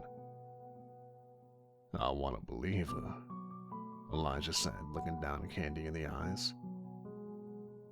I don't know if I can. I don't even know what I would do if I didn't do what I do now. But you and she... He let the sentence end there. Candy looked up and held him in her one clear eye, and made a small sound he had come to understand as assent. They climbed a low rise and saw the valley beyond. Smoke lifted in thin lines from places where nothing should be burning. The road bent and braided with a dry riverbed, then disappeared behind a stand of red willows. Beyond that, the land cut down into a ravine with walls that did not match the rest of the world. The stones on either side were too large, set with purpose. Door mouths showed in the cliff face, old, square, and wide enough for freight. Elijah drew rein before the ridge broke. He swung down, led Luther into a scrub to wash out of sight, and told Luther to stay there. Luther shook his head. Candy stood at the lip of the wash and watched the willows without moving. We'll go in quiet. Count and listen. If there are cages, we'll try and open them. He rested his palm on Candy's head. Stay on my left. No barking unless you have to. If I tell you to run, you run to the first souls who can still stand and you bring them west. Elijah didn't believe that Candy knew what he said or truly understood him, but it helped him all the same to say the words aloud. Candy's tail moved once, then stilled. The ring held its heat. The wind carried nothing helpful. They left the wash and slid into the willow shade without a sound. The work had begun before he said the word, but he said it anyway. Come. He had left Luther in a dry wash west of the ridge with a nose bag and water. Now he moved on foot, Candy at his left. The ring held a steady heat. The town of Bellevale lay open under thin light. Low hills, patched fields, a street grid cut by neglect. No dogs, no lamps. The wind carried smoke and a meat stink that did not belong to cooking. Elijah kept to hedges and fences, counting lanes and sightlines. He noted 3 wells, one carved, one silted, one still sound. A culvert sank under the granary line. Cobbles in the square showed a break where something heavy had struck once. He saw the first of the Nephilim at the ravine lip beyond the last houses. A male, broad through the chest, shoulders layered in old scars. 9, maybe 10 feet. He stood with his head above the fence line. Another moved behind him, taller and one knee stiff. The limp was not small. Both carried weight like workmen, not paraded monsters. No glow, no glamour, but meat and reach.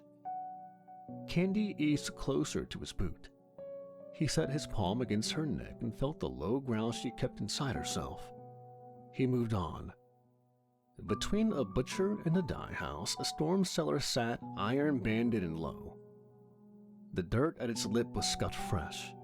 A rope had been looped there and pulled more than once. He pressed his ear to the wood. Air from below was damp and held the human stink of fear, waste, and too many bodies in a tight space. He slid the bar, lifted an inch, and let the smell confirm what the ring had already told him. He saw metal in the dark. Cage ribs, wagon iron, and smith scrap riveted together. A whisper rose and died. He lowered the hatch and set it back down without noise. He touched the hinge.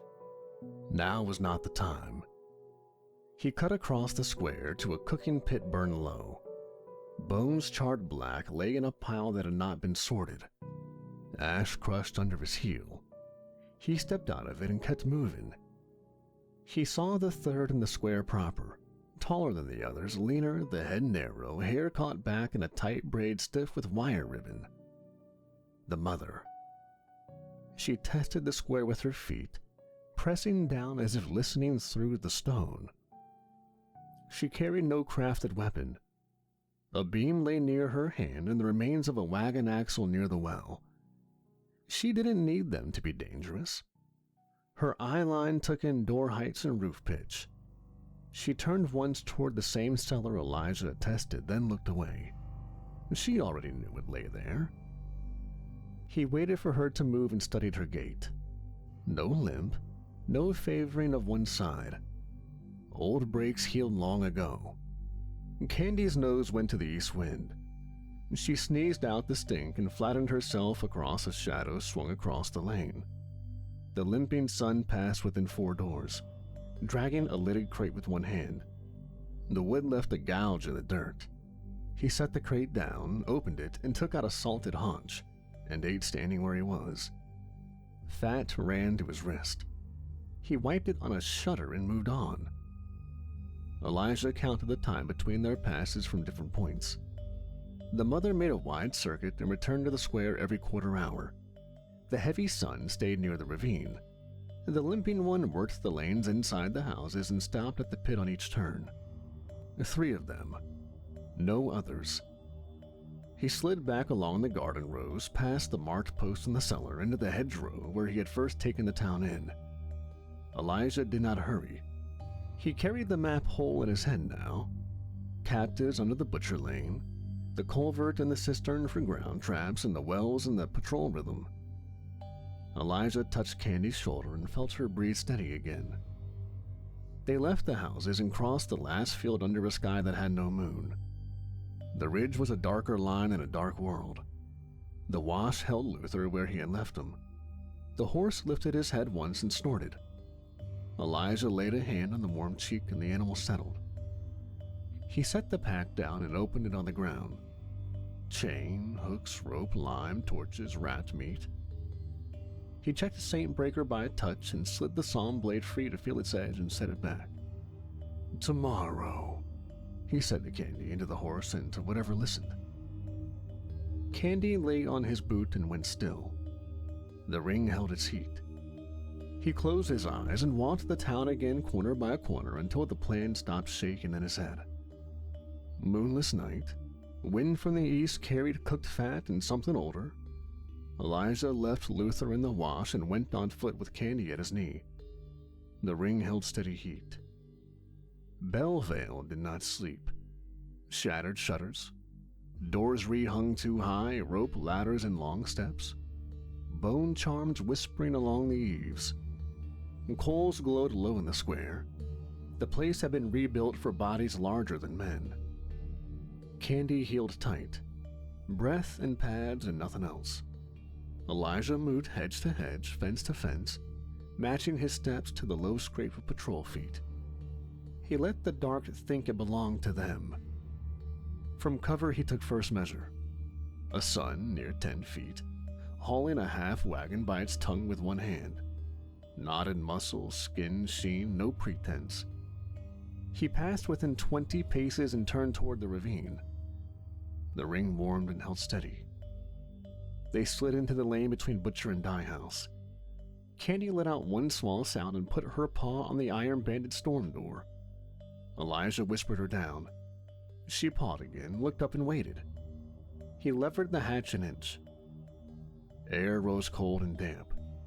Iron and human breath. He set a lantern slit and read the undercroft. An old grain vault turned to cages. Wagon ribs and smiths scrapped riveted into pens. A dozen people by quick count, bound and gagged. Children pressed behind elders, eyes wide and alive. Footfalls above, close. Elijah lowered the hatch, set it back without sound, and leaned into the seam. "I'll be back. No sound until you hear fire." He crossed to a house the giants hadn't claimed. A lamp, a quilt, and the smell of a room left in a hurry. He tipped the lamp into kindling, wicket pitch and thatch and gave the flame air. It climbed. He shouldered a barrel into a post and let wood complain, and smoke thickened. The wood began to blaze. Outside, a barked command cut the street. The mother. 2 sets of stride pulled toward the fire. A third lingered listening. Elijah waited for the second creak in the boardwalk. Back at the cellar, Elijah used tools, not prayers. A saw blade as a pry, nails as shims, a short bolt cutter from oilcloth. Hinge pin shifted, hasps bit and gave. He stepped into the first cage, cut bonds and pulled gags. Again and again until the room smelled of sweat and rust and linen. Hands on the person in front. No talk. Follow the dog. Do not run until I say. He pointed to Candy. West girl. She slid through the line, touched the first shin with her nose, and climbed the steps at a pace even the smallest could match. She held at the top and listened, then took them into the lane, bodies tight to walls. A farmer clutched a folded page. Someone carried 2 children. Elijah kept count and opened the last cage. He left the hatch ajar so it wouldn't jam and listened. The fire had gone to a full throttle, popping beams and falling lath. 2 heavy sets of feet thundered past toward it, the third rounded the lane. The limping son saw him, knee stiff, weight carried through the forefoot. Nostrils flared toward the open cellar, and Elijah stepped into the open and gave him something to hit. Run, Candy. Take him to Luther all the way. Salt feet faded west. The last elder slipped around the dye house corner. Elijah set his body between the hatch and the lane. The giant shadow filled the alley. The sun came in without roar. He swept the half-wagon tongue in a flat arc. Elijah slid inside the swing. Wood split shutters instead of ribs. He fired once into the hip to turn him and moved toward the square, pulling the sun away from the cellar. The fired round bought room, and it was enough. Elijah gave him a second whiff and backed toward the cracked cistern he'd marked earlier. He sparked a torch, tossed it into the already burning roof to keep the draw strong, and stepped light onto the safe lip. The sun lunged. He planted across the crack and drove down. The cap went with a dull boom. The giant dropped to the waist, elbows pinwheeling for purchase. Elijah was on him before he found it. Chain of Golgotha looped under both arms and across the throat. No sacraments here, only leverage. He dragged the head back and struck twice with the saw blade into the meat above the collarbone. The weight wedged. Breath gusted. Stones cracked under his nails. Elijah cut again, and the body slumped. A shape moved at the edge of the square. The heavy sun, pulled off the fire by the new noise. The mother's voice followed, closer now and unhurried. Elijah did not have time for all 3. He ran the lane he had taught his feet, past dyed house and butcher to the cellar. The hatch stood open and empty. Only iron and fear remained. Good. He dropped it shut to hide the hole and took the hedgerow west. Candy waited in the shadow of a toppled fence, breath fast, body steady. The freed townsfolk pressed behind her, 12 by his count. He pointed west and pressed a flat palm low. Get him to Luther, he said. Candy looked up with one blind eye and one clear one and gave the small sound he knew. She turned and led them along the line he had mapped. The field swallowed their shapes. Elijah stepped back into the lane between cellar and square and listened. 2 sets of strides now, one heavy, one sure. Heat rolled from the burning house. Bone charms whispered along the eaves. The ring burned without pain. He set Saintbreaker in his palm and felt the saw blade at his hip. He stood where the alley narrowed. The sun's shadow swelled until it filled the space. The fight had come due. The heavy sun came first into the square. 10 feet, barrel-chested, hands made for dragon. He carried the tongue of a wagon as a club and swept it once the open ground to clear the space no one else was using. Heat from the burning house pushed at his back. Cinders drifted. Elijah stepped out where the alley narrowed to the square. Saintbreaker low, saw blade high, shoulders square, feet set for the turn he already knew he would have to make. The ring burned steady. No voice. Work only. The club came flat and fast. Elijah baited the swing, then dropped under it. The beam behind him split and died. He rolled the sun's blind side and snapped a chain of Golgotha around both ankles, hitching the end through a fallen trough and a length of bell rope snaking the stones. He hauled, trip and torque.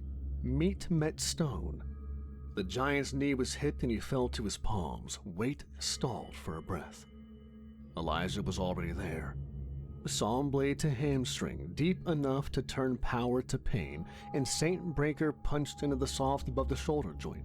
A round meat to ruin motion, not to finish it. The sun roared and threw him off with a shoulder like a wall. Elijah slid, found his feet, then closed again. Blade up under ribs, then a short hammering shot of the revolver to the temple. He felt the give. The body sagged and went quiet. He waited one heartbeat longer than normal. No breath, no prayer, and then he moved. Weight shifted in the smoke. The mother stepped into the long street framed by fire. Taller than the sun, spare and corded collarbone, long-heeled wrong. Hair dragged back in a wire braid laced with ribbon and sinew. She raised half a doorframe as a shield and took him in with one long, flat look. She knew he had thinned her family by one already, and she did not hurry. Elijah fired twice to buy ground. One round ricocheted. The other cut her shoulder and gave him nothing. She came in on 3 strides and drove a fallen lamppost across his chest. He went into a door frame and through it. The room beyond had no furniture left to break his fall. Breath left him, but he stood anyway. She feinted with the shield and swung the post sideways. The side hit was clean. Ribs cracked. Vision pinched. Elijah kept his feet by will, and the old habit of not falling when falling meant dying. He backed into the square, giving ground to set geometry. Door jamb, wellhead, trough, dropped cart. Angles he could force her into, use her size against her. She pressed and he let her. Elijah grabbed a small pouch from his belt and snapped it into her face when she closed. The dust and ground powder hit her right in the eyes and made her flinch, but only for a beat. He cut for the tendon behind the knee. She took the cut and answered with a heel that rang his skull. He hit cobble and slid. Saint Breaker skittered out of reach. He went for it. The beam came down where his head had been. Stone burst. He rolled. The follow-up landed across his back and sighed with full weight. Something deep gave. The world went white and black and silent. The ring went to stone on his hand and then to nothing. He tried to crawl and felt his hands refuse. Blood filled Elijah's mouth. He was fading in and out of consciousness, first light, then dark, then a giant in front of him, towering over her. The mother's shadow covered him. She raised the post again. The square narrowed to the dark at the edge of her arm. From the west, claws on cobble, a rhythm he knew in his bones. Candy had taken the frit into the hedges, held at Luther until the smallest were mounted and the rest were moving, then turned at the shot and the scream. Candy broke Elijah's orders and chose him. She came low and fast, from the lane that led back to the fields. She left the ground and hit the mother high, shoulders to face, claws and teeth diving for purchase. She found the eye and tore. The mother staggered, blind on one side, off balance for the first time since she had stepped into view. The mother grabbed Candy with one hand and ripped her free. She threw her into the stone wall. The sound was dull. Candy crumpled and did not move. Elijah pushed up on a gut full of knives. The world doubled and swam. He crawled for Saint Breaker by memory of where it had slid.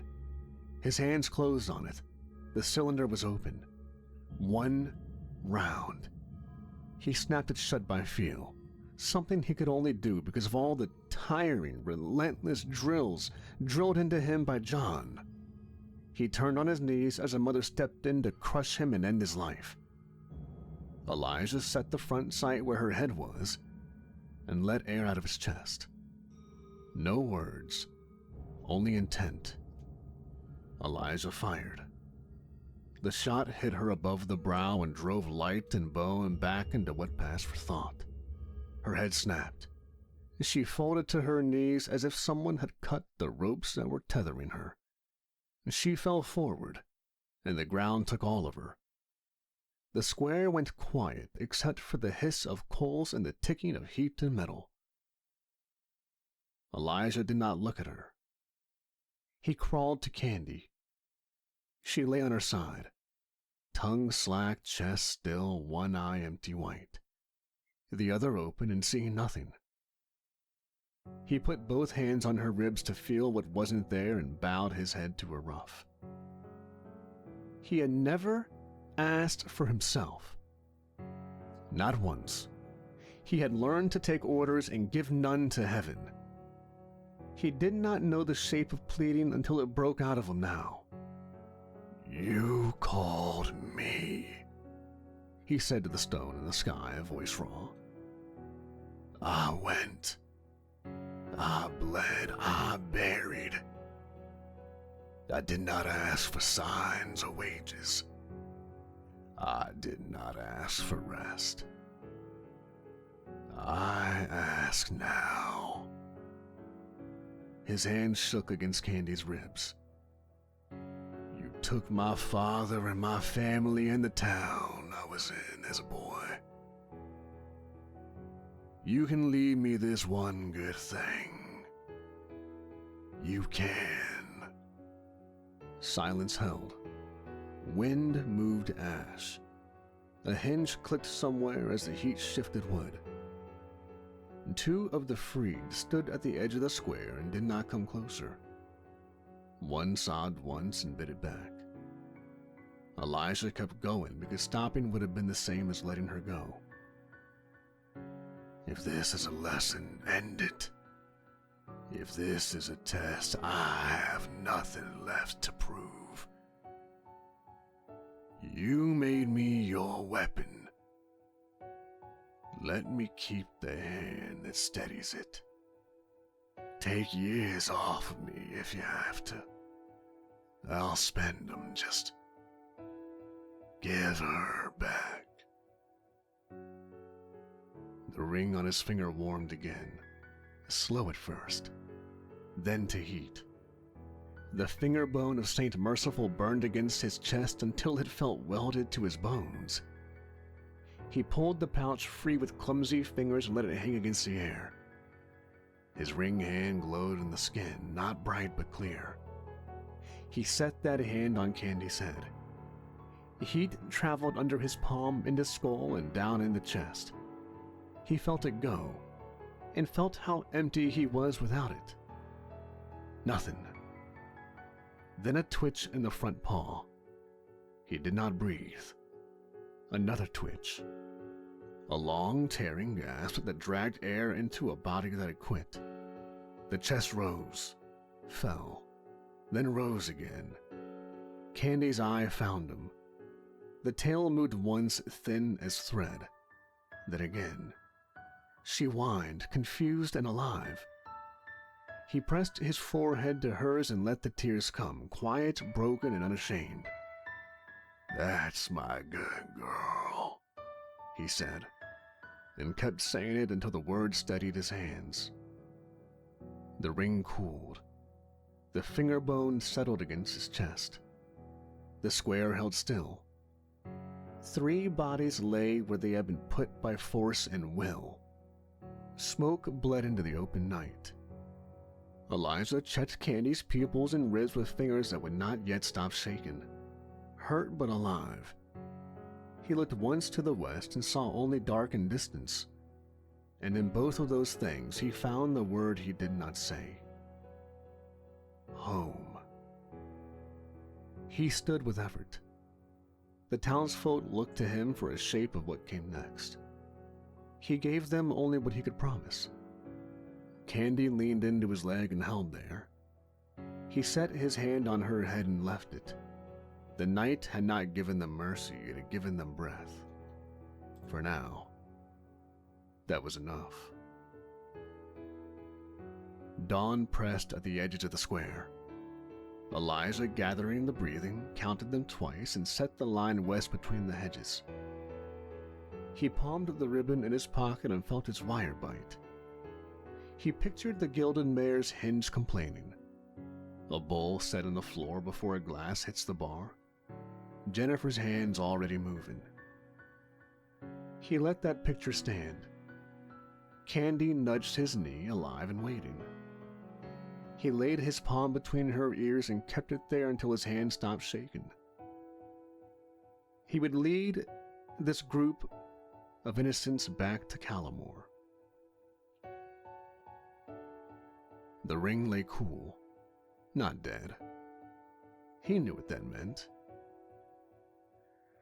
Oh, there would be another town and another map and another night when obedience felt like paying a debt that never zeroed. He didn't love it. He wouldn't refuse it. A man can dislike the road and still ride it. But he had been given a choice to choose his anchors. Jennifer, this beautiful dog and companion Candy, and he would carry them as far as God allowed. Elijah shouldered the pack, whistled once and started west. Candy took to the left. The freed from the cellar fell in behind, and the bodies they had left on the stones did not move. Elijah did not look back. Calamore waited. So did the work. So did home. Elijah and Candy, along with Luther, made their way home.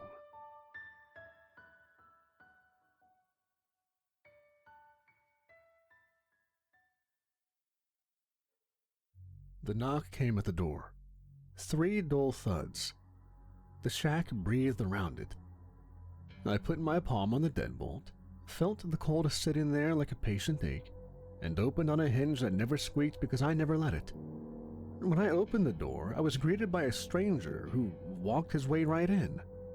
He filled the doorway on a slant, leather jacket braided to ghost gray along the seams over a tack hoodie nobody had ever washed right, coyote fang necklace hanging on his chest. He had the kind of eyes that measured a room for exits and weapons and then, only then, decided if you were worth the price of manners. He shoved the cooler into my chest like it belonged to him, weight thumping through bone. I didn't give him the courtesy of a step back. "You, Jake?" he asked. "Depends who's asking." "Guy holding your dinner." He shouldered past the line where outside turned to me, set the cooler on my table like he owned it, and finally unrolled the grin. "Ronan. Graves, if you're writing it down. Huh. You look smaller than the rumors." "The rumors need better lighting." I closed the door, set the bolt, slid the chain, and turned the second lock out of habit. You don't live long in the woods by trusting the outside. I pointed at the cooler. "You set that down because you're polite or because your hands are tired?" He rolled his right shoulder and hit the flinch so fast a human would have missed it. I'm not human. The joint made a small sound like a cork easing in a neck. He found a smirk to cover that flinch and pulled a folder from inside the jacket. The folder had oil stains at the edges and was hard used. "Homework," he said, and let it slap the table. I cracked the lid on the cooler and the cold came up like a cellar under a church, wet plastic and iron. The bags lay neat in their ranks. Outfit labels stamped in the corner with a number I didn't want to read. I picked one with the same care I'd used chosen a knife. Not because the blades cared, but because I do. The bite of the plastic seal hissed the way it always does. The first draw landed like a slow, blunt tide. Warmth finding the places the world had filed down today and building scaffolds there. I hate the taste. Because it tells the truth. I hate it because I like it. The blood steadied my hands, and I don't like being steadied. I hooked the bag to the clamp under the cabinet, let gravity do the rest, and kept my eyes on the folder while the line fed me the way a clock feeds minutes to the dark. You always drink like it's a funeral? The man asked. I only drink when it is. I opened the folder. Appalachian Park I knew by contour before the letters caught up. Ridges that run like ribs under a pelt of timber. A fire tower on a finger of mountain with switchbacks scribbled under it. And a creek that went fat in spring and mean in lean months. 2 rangers clipped to the incident report. Jack Harlan, late 50s. Eyes like gravel under a hat brim. Mason Hale, 20 if he was lucky. Thin shoulders trying to square themselves in a uniform. Photos of prints in mud. Long and wrong. Grainy stills from a body cam streaked with sleet and something that reflected. The written line that mattered most. Humanoid attackers. Big, pale, fast. Faces like mouths. My thumb held the page and considered the sheer lines. Storm shelf rolling in from the west. Radios dirty, SOS intermittent. Tower under episodic assault. Clock already ticking. So, are you directly from the outfit or not? Independent contractor, he said. He tapped the map with a knuckle. We fly, we drop, we run. 5 miles real distance on foot. Less if we cut the holler and don't mind the laurel eating our faces. We plan, I said. I finished the bag.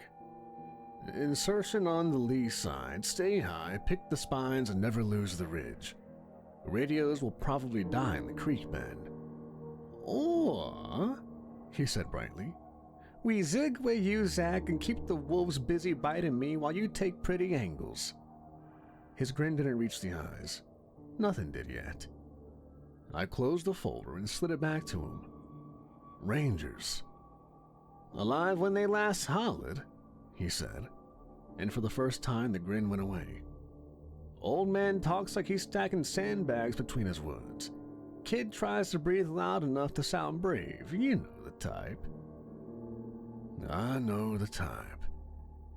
They say they saw faces like mouths. Right, which is an impolite way of saying we're gonna be mopping headless things off a staircase. And whatever crazy thing else that lives in those woods. You know how Appalachia is. You and me, are we gonna be a problem? He asked. We're gonna be a solution, I said. I racked the pistols, checked the suppressed throats, and counted magazines. 50 rounds. The knife came free like a thought and went home with the silver never-touching skin. 2 concussive grenades in the inner pocket, toe blade where it always waited. Ronan spread his kit on my table without shame. Bone blades honed to an edge that remembered ribs. A hand axe that had a nick in it like a bite. A snare wire and a coil he handled with a tenderness he didn't give people. Totems wrapped in thread and teeth.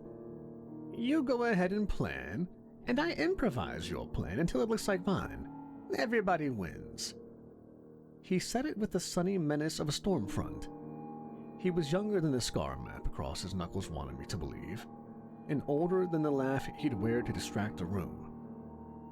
The pines outside leaned, let the ridge wind lay a hand against the walls, then moved on. The outfit's speakers embedded in the frame above the door woke up with a click that felt like a finger tap in a glass. Transport inbound, the voice said. Window 3 minutes, coordinates attached. A metallic clatter dropped a small capsule into the tray inside the jam. I palmed it and the map unrolled across the table, our tiny lives attached to its clean lines like pinned insects.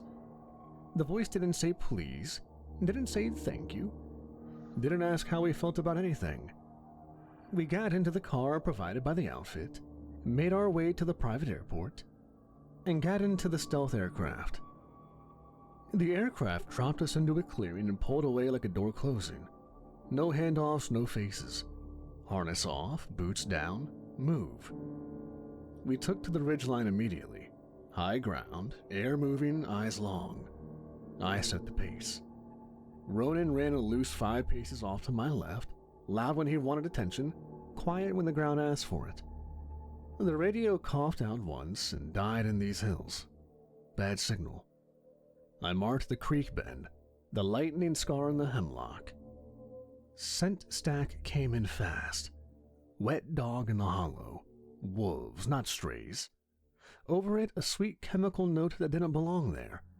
Behind it, faint metal and mud that said mimic. Scouts first, heavies later, liars whenever they liked. Noise discipline, I said. Ronan nodded once and rolled his bad shoulder, eyes forward. The ridge tightened to his spine and forced a choice. We stayed high. Laurel tried to make a tunnel out of the trail. We didn't crawl. Crouch, slide, stand, breathe, where the air was moving. The wind was shifting. Front on its way. Clock started. The first howl came from the right and below, long and full of breath. A second answered from ahead. 2, I said. Ronan angled out to make himself a problem. I cut left to make myself the kind of answer wolves don't like. I kept time by steps and breath. The tower showed as a darker shape against a dark sky for 3 beats and went away again. That was enough to lay the next turn in my head. The radio spat half a word, a scrape, then quiet. Harlan living inside that static until proven otherwise. We met the first scout at the end of that choke, but the trail widened just enough to make you relax. It came low and fast, 4 points on the ground, eyes wrong and teeth wet. Gunfire would bring more. I let it pick me and gave it what it wanted. Weight on the back foot, let the jaw flash by, toe blade up into the soft under the ribs where the silver does its best work. Twist, pull, and step fast. It folded hard, not dead. I didn't let it finish the noise. Knife up under the jawline, cut through, head loose. Body kicked twice and went still. Werewolves may have been stronger than vampires, but vampires will always be faster. The second scout took Ronan and learned the same lesson in a different language. Ronan had told me on the jet ride over here that he was a skinwalker. He didn't shift. Ronan went through it like a linebacker with a blade. Hamstring first, shoulder check to the trunk to take its balance, bone knife across the spine. He paid for it in breath and in the way his right hand trembled after. He hit it by grinning at me like we were in a bar. I didn't return it. I wiped the blade clean and pointed uphill. Quiet, I said. Quiet, he agreed, voice low. He crouched, sniffed, and didn't apologize for it. 2 more down there, holding, waiting to hear a shot. They won't. We moved. The ridge shouldered left around a hunter's stand full of rusted cans and a calendar from a year that didn't matter. Claw marks ran up a pine like someone had counted to 5 and then changed their mind. The front pushed a little colder. Sleet started to test the air and then think better of it. I kept the line in my head. Tower, stairs, rangers, mouths that weren't faces. Decap or die. We'd test that soon enough. The radio found a throat. Tower, hold, ammo closet, 2nd level, kids steady. The rest broke into static. Ronan's head tilted. Alive, he said, and let the word stand there. I thumbed transmit, pressed it against my coat to keep the sound tight. Hold, 2 inbound, 30 if the mountain behaves. A click. We cut through the next saddle. Ice sat in the shallow places and waited for bad choices. I heard another howl. I counted the rise and fall against our pace and put them behind us by a minute. Ronan matched my speed no matter what the ground did. The pain in his shoulder had turned his movement sharper. He was saving for a shapeshift for when it mattered. Either way, he was here, and he was useful. A shape crossed 30 yards ahead, tall and smooth, gone before the eye could finish naming it. Maw face out of its lane, maybe testing reach. I didn't chase. We held course. These mimics were taking notes. I let it. Knowledge goes both ways. It can take notes on us while I take notes on it. We hit the ridge shoulder that would give us a sight line to the tower. Trees thinned. The structure sat on the next rise, black against black, legs lost in the timber. Wind pushed sleet sideways hard enough to sting. I let it. The smell changed. Heavier. Sweet. More maw faces between us and the stairs. Good. I prefer straight problems to clever ones. Inventory check without speaking. Weight of pistols and magazines where they belong. Night seated, grenades in my pocket, toe blade clean and ready, and waiting for another foe. Hunger wasn't barking yet. I didn't need blood for a while, unless I took too many injuries. Ronan's kit laid itself out in the way he moved. Wire ready, blades loose, hand axe a half-inch proud for fast grip. He rolled the shoulder once more and caught me watching. I'm fine. Save your shift. Wasn't planning a shift just yet. Not until things get ugly. We slid down into the last strip of cover before the final climb. 2 more wolves waited in the brush below, heads turning to track what they couldn't see. They had patience. I respected it, and didn't reward it. We pass. They follow. We cut them on the spine on the next rise. Ronan gave me half a grin that said he'd like that plan because it would hurt something quickly. We moved, notching angles, staying high where the air moved and our noise went somewhere else. The tower stairs showed as a frame cut against the sky. The wind rose. The front began to arrive. We were close enough to hear metal complain. I let the sound carry me forward and kept my hands loose. The wolves shifted in the brush behind us. We let them come. The ridge pinched into a saddle of rock and deadfall with a drop to either side. Ice filmed the flat stone in thin, treacherous skins. The high knobs stayed dry and rough. One coming fast through the laurel at our right hip. One climbing from the downhill left, one above, using the tangle of fallen trunks to come over and down. I tapped the deadfall, pointed Ronan to the hinge where the biggest trunk met the stump, and took the narrow line that turned the saddle into a funnel. No words. The first wolf took Ronan. It lunged low and long, mouth open to take a leg and roll it off the ridge. Ronan didn't shift, something that I was eagerly waiting to see. He went through it with a burst that sharpened everything without changing his bones. A quick step left to murder its angle and a hamstring cut with the bone blade that left the leg slack. He hit its shoulder first into a standing trunk hard enough to break the rhythm out of its spine. The blade came back across the top of the shoulders in a short, ugly line. It dropped. He paid in breath he didn't have, and the way his right hand shook once and stopped. I let him handle his pain. Mine was coming from another direction. The second wolf came uphill and fast, aiming to put my back to the drop. I let it think that was working and gave it heel-to-toe retreat until its focus tunneled. When the jaw flashed for the leg, I moved the leg. The toe plate went up and under the ribs. I twisted, I drew, stepped past and let the weight go by. Turn, knife across the neck from behind, while its head was still fighting the rest of the body. It tried one kick, then another that didn't know where to go, and went still with steam coming off of it in the cold. I listened for the third and heard air moving right above us. The last one used the deadfall. It came over the tangle and tried to land on both of us, all weight and momentum, claws set to rake and then push.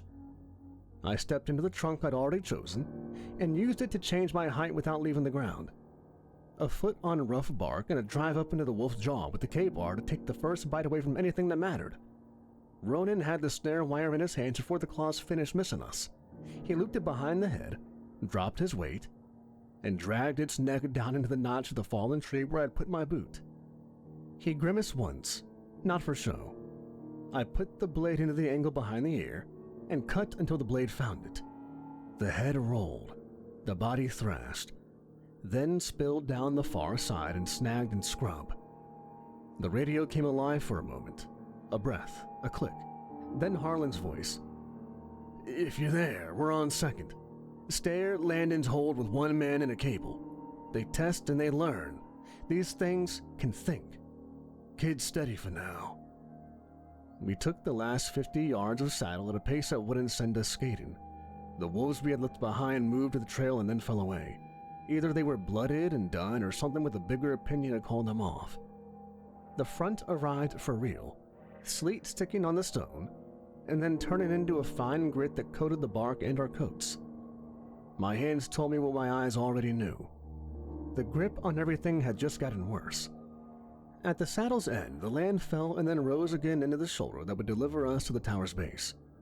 I crouched and felt the air coming up from the hollow.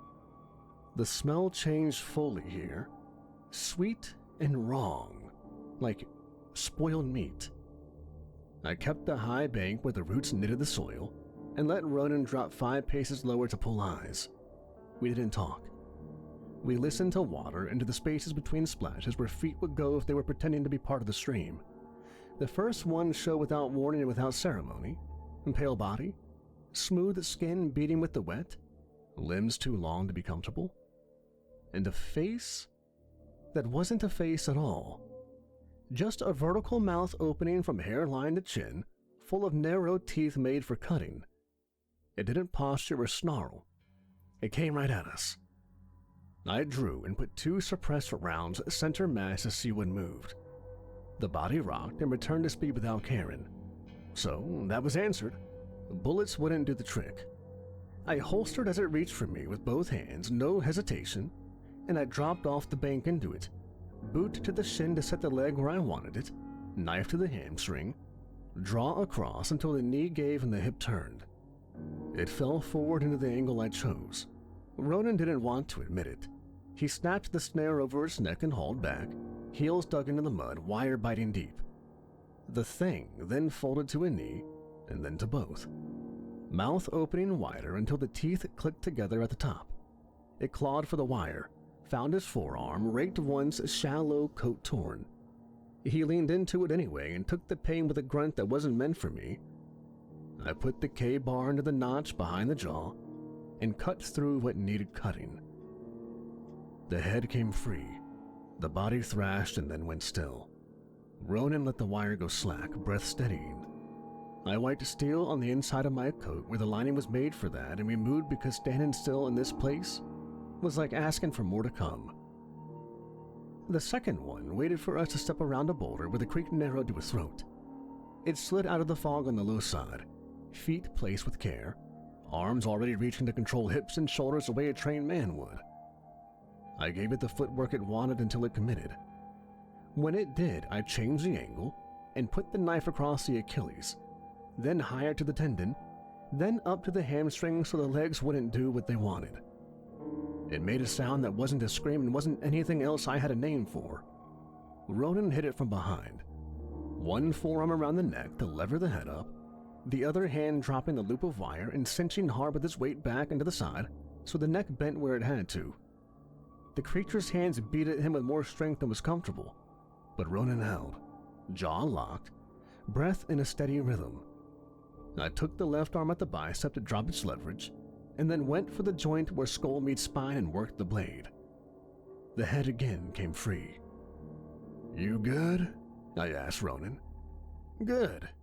No joke, no grin. He meant it. The holler ran for another 100 yards before the ground began to rise again. The sweet smell lingered, but thinner now, behind us as much as ahead, which told me we'd cut through a forward screen rather than walk into a full nest. The mud metal scent of a mimic flashed across the trail from the left to right and was gone. It wanted us to hear it. I'd smelled mimics before, on another mission somewhere, and this held the same scent. The trail split around a blowdown and ran into the rhododendron tunnels that rejoined 30 yards ahead. Both lanes were tight, leaf wet, and blind at elbow distance. I held the fork long enough to map what the air was doing. The sweet chemical note hung heavier on the left lane. The mud metal tang drifted across both and faded. Ronan tapped my sleeve once, pointed left, and slid into the brush at a half crouch to scout. I counted breaths to keep time against his return. At 20, I should have seen a silhouette. At 25, the mud metal smell came back too soon from my right. "Clear," Ronan said from the right lane, voice low. He stepped out of shadow and into the thin strip of moon between canopies. Same jacket, same coyote fang, Same habit of rolling the bad shoulder before he spoke. Everything matched, except the part that mattered. The air off of him was wrong. No sweat, no pine, no wet dog smell that Ronan seemed to have. I didn't answer. I drew and put a single round into the sternum to check reaction. The body rocked hard, caught balance too fast, and smiled with my newfound partner's mouth. It kept coming to close my hands and take the knife before I could use it. I put the second round into the thigh to break movement and stepped forward as a knee gave. The suppressed noise died in the leaves. The only sound was breath. It reached anyway. I holstered, took the jaw with my left to keep teeth away from anything that bleeds, and put the K-bar behind the ear with my right. The cut needed depth. I gave it pressure, then speed, then a twist where the spine argued, but the head came clean off. The body beat the ground twice, hands opening and closing on air that wasn't there, then went empty. The head grinned once more without focus, and then relaxed into the face it had stolen poorly. A blank look that only looked like a Ronin if you didn't know what to look for. "Okay," Ronan said from the left lane, breath higher than usual for moving fast and staying quiet longer than he likes. He came up short when he saw the body. His eyes checked me, checked the coil of wire in my hand that I hadn't used, and checked the ground where my feet had been. "How'd you call it?" "You smell wrong. No dog, no pine, no copper." I nudged the body's hand with my boot. The radio cracked open with wind and noise and a voice that didn't waste time. "This is Harlan. Tower won't hold on to stair landings if they surge together. Ammo closet second level. Come on, y'all." And then it went out. "Alive," Ronan said, quiet. "Alive." I pressed transmit against the coat to keep the sound from traveling. "Hold, 2 inbound." I didn't ask for acknowledgement, and I didn't get one. We moved faster without getting too loud. Another mimic was able to sneak up behind us while we were talking. Amazingly, somehow I didn't hear it. Too focused on Harlan's voice, I think. Before I could even turn around, I looked to my left and saw Ronan's body begin to break. He grew in size, shifting unnaturally, clothes ripping, tearing at the seams. With my hearing, I heard Ronan's bones begin to break, to grow in size, to squelch, to burst, and in an insane amount of speed, Ronan's body went from being a man to being that of the largest grizzly bear I'd ever seen, and as the mimic jumped into the air to attack us, Ronan met it head-on in the form of his bear. He pinned the mimic to the ground, paws on the chest, and took his huge mouth, full of teeth and snarling rage, and ripped the head clean off. After a moment, in shock and awe at seeing Ronan's first shift, and maybe potentially saving our lives, his body began to contort. I heard the sounds of his bones breaking again, and he slowly turned back into the form of a man, clothes and all. I didn't say anything. We just nodded to each other and kept in the direction of the tower. The last turn before the sideline of the tower ran along a narrow bench with bad footing. The trees opened just enough to give us the tower in profile. Steel legs sunk in rock, switchback stairs like a spine, the cabin lights dead, the deck rimmed in sleet. The forest below it crawling with the kinds of problems that turn good plans into funerals. I counted on instinct, not eyes. 5 wolves pacing in crescent arcs under the pilings, tails low and minds high. 3 mimics wearing ranger coats from some dead lockers and moving wrong in the joints like puppets. And 2 vampires at the tree line, flat still in that way only our kind manages, watching like they had time to enjoy the view. Ronan's breath ghosted beside me, and then he laughed quietly, a low grin you could hear. 5, 3, 2, real welcoming party. You want polite or fast? Alive, I said and drew the knife. The silver edge made the air taste like ozone, even sheathed. I'll take the suits, I added, eyes on the vamps. And play with your cousins over there. Copy loud, he said, and rolled his shoulders once like a boxer about to bell the round. He didn't so much shift as detonate this time. Bones slid and locked with a sound like thick rope snapping. Tendons pulled his frame taller and wide. Hair erupted along his arms and spine. The face came last, the muzzle punching forward with a wet crack that made something primal in me want to run. Where Ronan had been, there was now a werewolf, but not like the pack under the tower.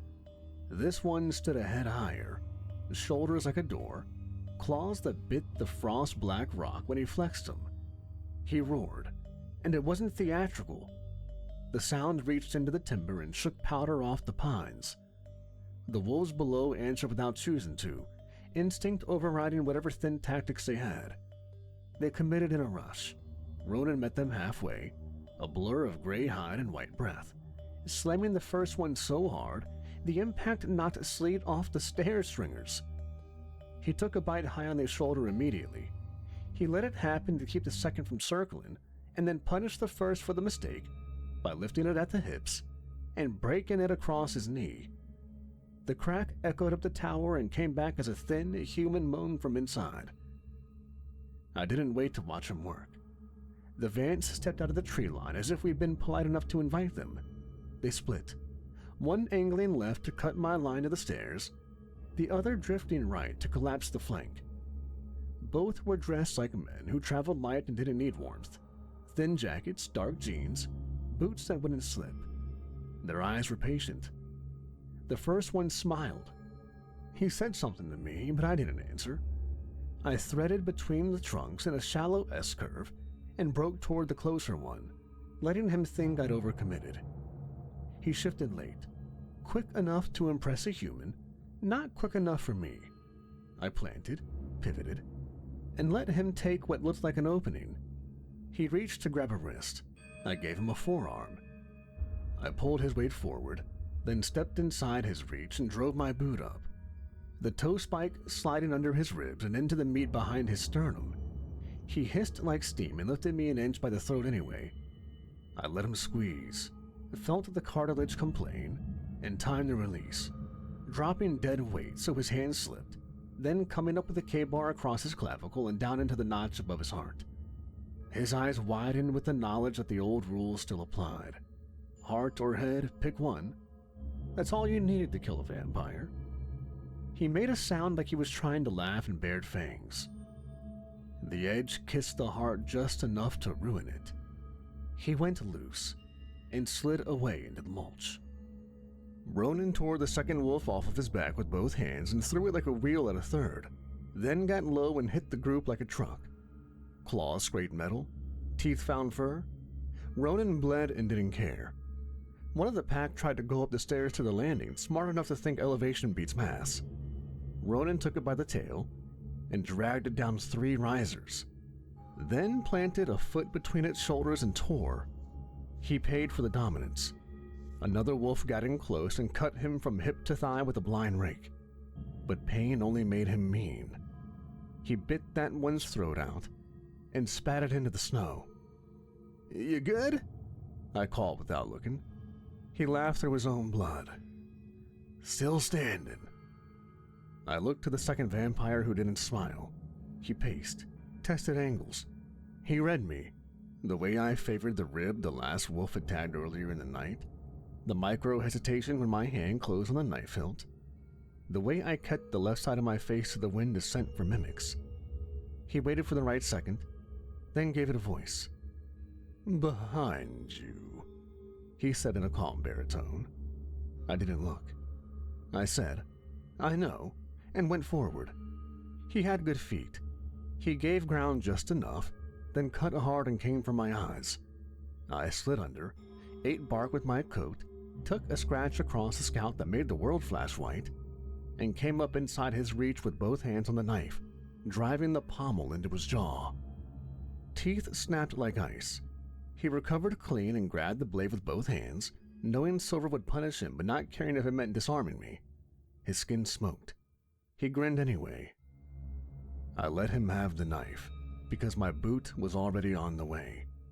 I stamped the spike into his knee, felt the joint give, and rode him down, catching the falling knife hilt with the edge of my coat sleeve and stealing it back in the same motion, then putting it through his temple from the ear in. His body fought the idea of the end for a few luxuries of a second, and then surrendered to it. The mimics made their move during the noise. 3 men in ranger jackets came out of the shadows below the staircase. One wore a name patch that said Harlan, another wore Hale. The third had no tag and a face a little too symmetrical in the way the eye catches even if the brain doesn't. They had axes. I started to turn to call it out, but the door at the top of the stairs flew open so hard it hit the stops, and a voice I trusted for no good reason said, "Down." And then the old man proved he'd been a soldier before the hat. Jack Harlan didn't bother with talk. He hit the top step with the pump shotgun braced tight and put a slug through the mimic Harlan's forehead. The skull split clean and the skin slipped with it, the mimic's face sloughing off in a sheet that showed the root underneath. Meat that wanted to be clay and never would. It screamed like a tea kettle. Jack racked, fired again into Hale, and the second mimic folded with a hole where any sincere human keeps the nose. The third tried to rush the stairs, holding the axe wrong, too high on the haft. Jack stepped aside. He let it overrun the landing and then he chopped, not with the shotgun, but with a short-handled brush axe he'd pulled from the clip by the door, and the head came off in a wet bounce that made the wolf pack pause mid-kill and look up like spectators. Ronan took the pause. He was down to 3 wolves and bleeding like a man washing his hands at a sink, but he smiled with a mouth made for eating meat. He broke one against a stair stringer, made a lever out of another spine by tucking its head under an arm and turning, and then it was just one. The one that had enough sense to think of running, although it didn't even get the chance. Ronan caught it by the scruff with one hand, lifted, and slammed it onto the frozen ground hard enough to make the deck railing rattle. Then he looked up at the open door, as if he could smell the men inside through sleet and gun smoke, and saw Jack standing there with the axe low and the pump high. "Nice swing, Granddad," Ronan snarled with a grin that still had too many teeth. Jack didn't grin back. He just nodded once. The clearing went quiet except for breath and the sad hush of falling snow. The 2 vampires lay where they'd fallen with the unceremonious posture of things that had finally stopped pretending to be alive. The mimics bled black along the landing, pooling in a way that didn't obey the grade. The wolves were wreckage. My throat hurt and my ribs complained every time I breathed. Ronan's thigh leaked arterial for a scary second, and then slowed with the sheer stubbornness he's built out of bad nights. "You're leaking," I said. It'll stop," he said, voice half human again, as the bones slid back with the reluctant grind of metal under rust. The chains back stole a curse out of him, and he covered it with a laugh because that's how he hides the price. He staggered once, caught himself on a piling, and spat pink into the snow. "You smell like pennies in church," he said, eyeing the dead vampires. Jack stepped down onto the landing slow, the shotgun muzzle never dropping from center line, eyes doing that quick survey of a scene men do when they've been in too many rooms with only bad choices in them. His hat was gone. Gray hair matted with sweat, a line of blood at his temple, but his hands were steady, and his voice had that gravel that makes young men listen. "'Bout time you boys showed up." From inside the tower, a younger voice, Mason, called out. "Jack!" "Hold," Jack said over his shoulder without looking back. "We ain't done here yet," Ronan said. "We gotta get to the LZ." Jack called for Mason to come out, and he did, a young man in his early 20s. We started the run. Once we got to the LZ, I keyed the mic once and got nothing but static. So I went to the thing that never argues and thumbed a text with hands that still smelled like blood. Ranger secure, perimeter clear, send cleanup, send blood. Need a lift. The reply came back before the screen dimmed. Acknowledged. Bird inbound. Your vehicle at drop C, keys in the visor. The bird got here and Jack and Mason got onto it. Ronan decided to take the car ride back home with me. Normally I would have objected, but we actually got on better than I thought. Maybe having a partner in this business isn't actually that bad. I got into the car, as did Ronan, and took a nice swig of my heated, outfit-provided blood. Ronan gawked at me and left a snide comment, but it actually brought a chuckle from my lips. I put the keys in the ignition and started the drive. It's always like this. The sting, the weight. The parts of me I have to put down to make sure other people get to stand back up. I don't do it because I like it. I do it because somebody has to. And sometimes it hurts. And some nights it costs more than it pays. But it's worth it when the living get to go home.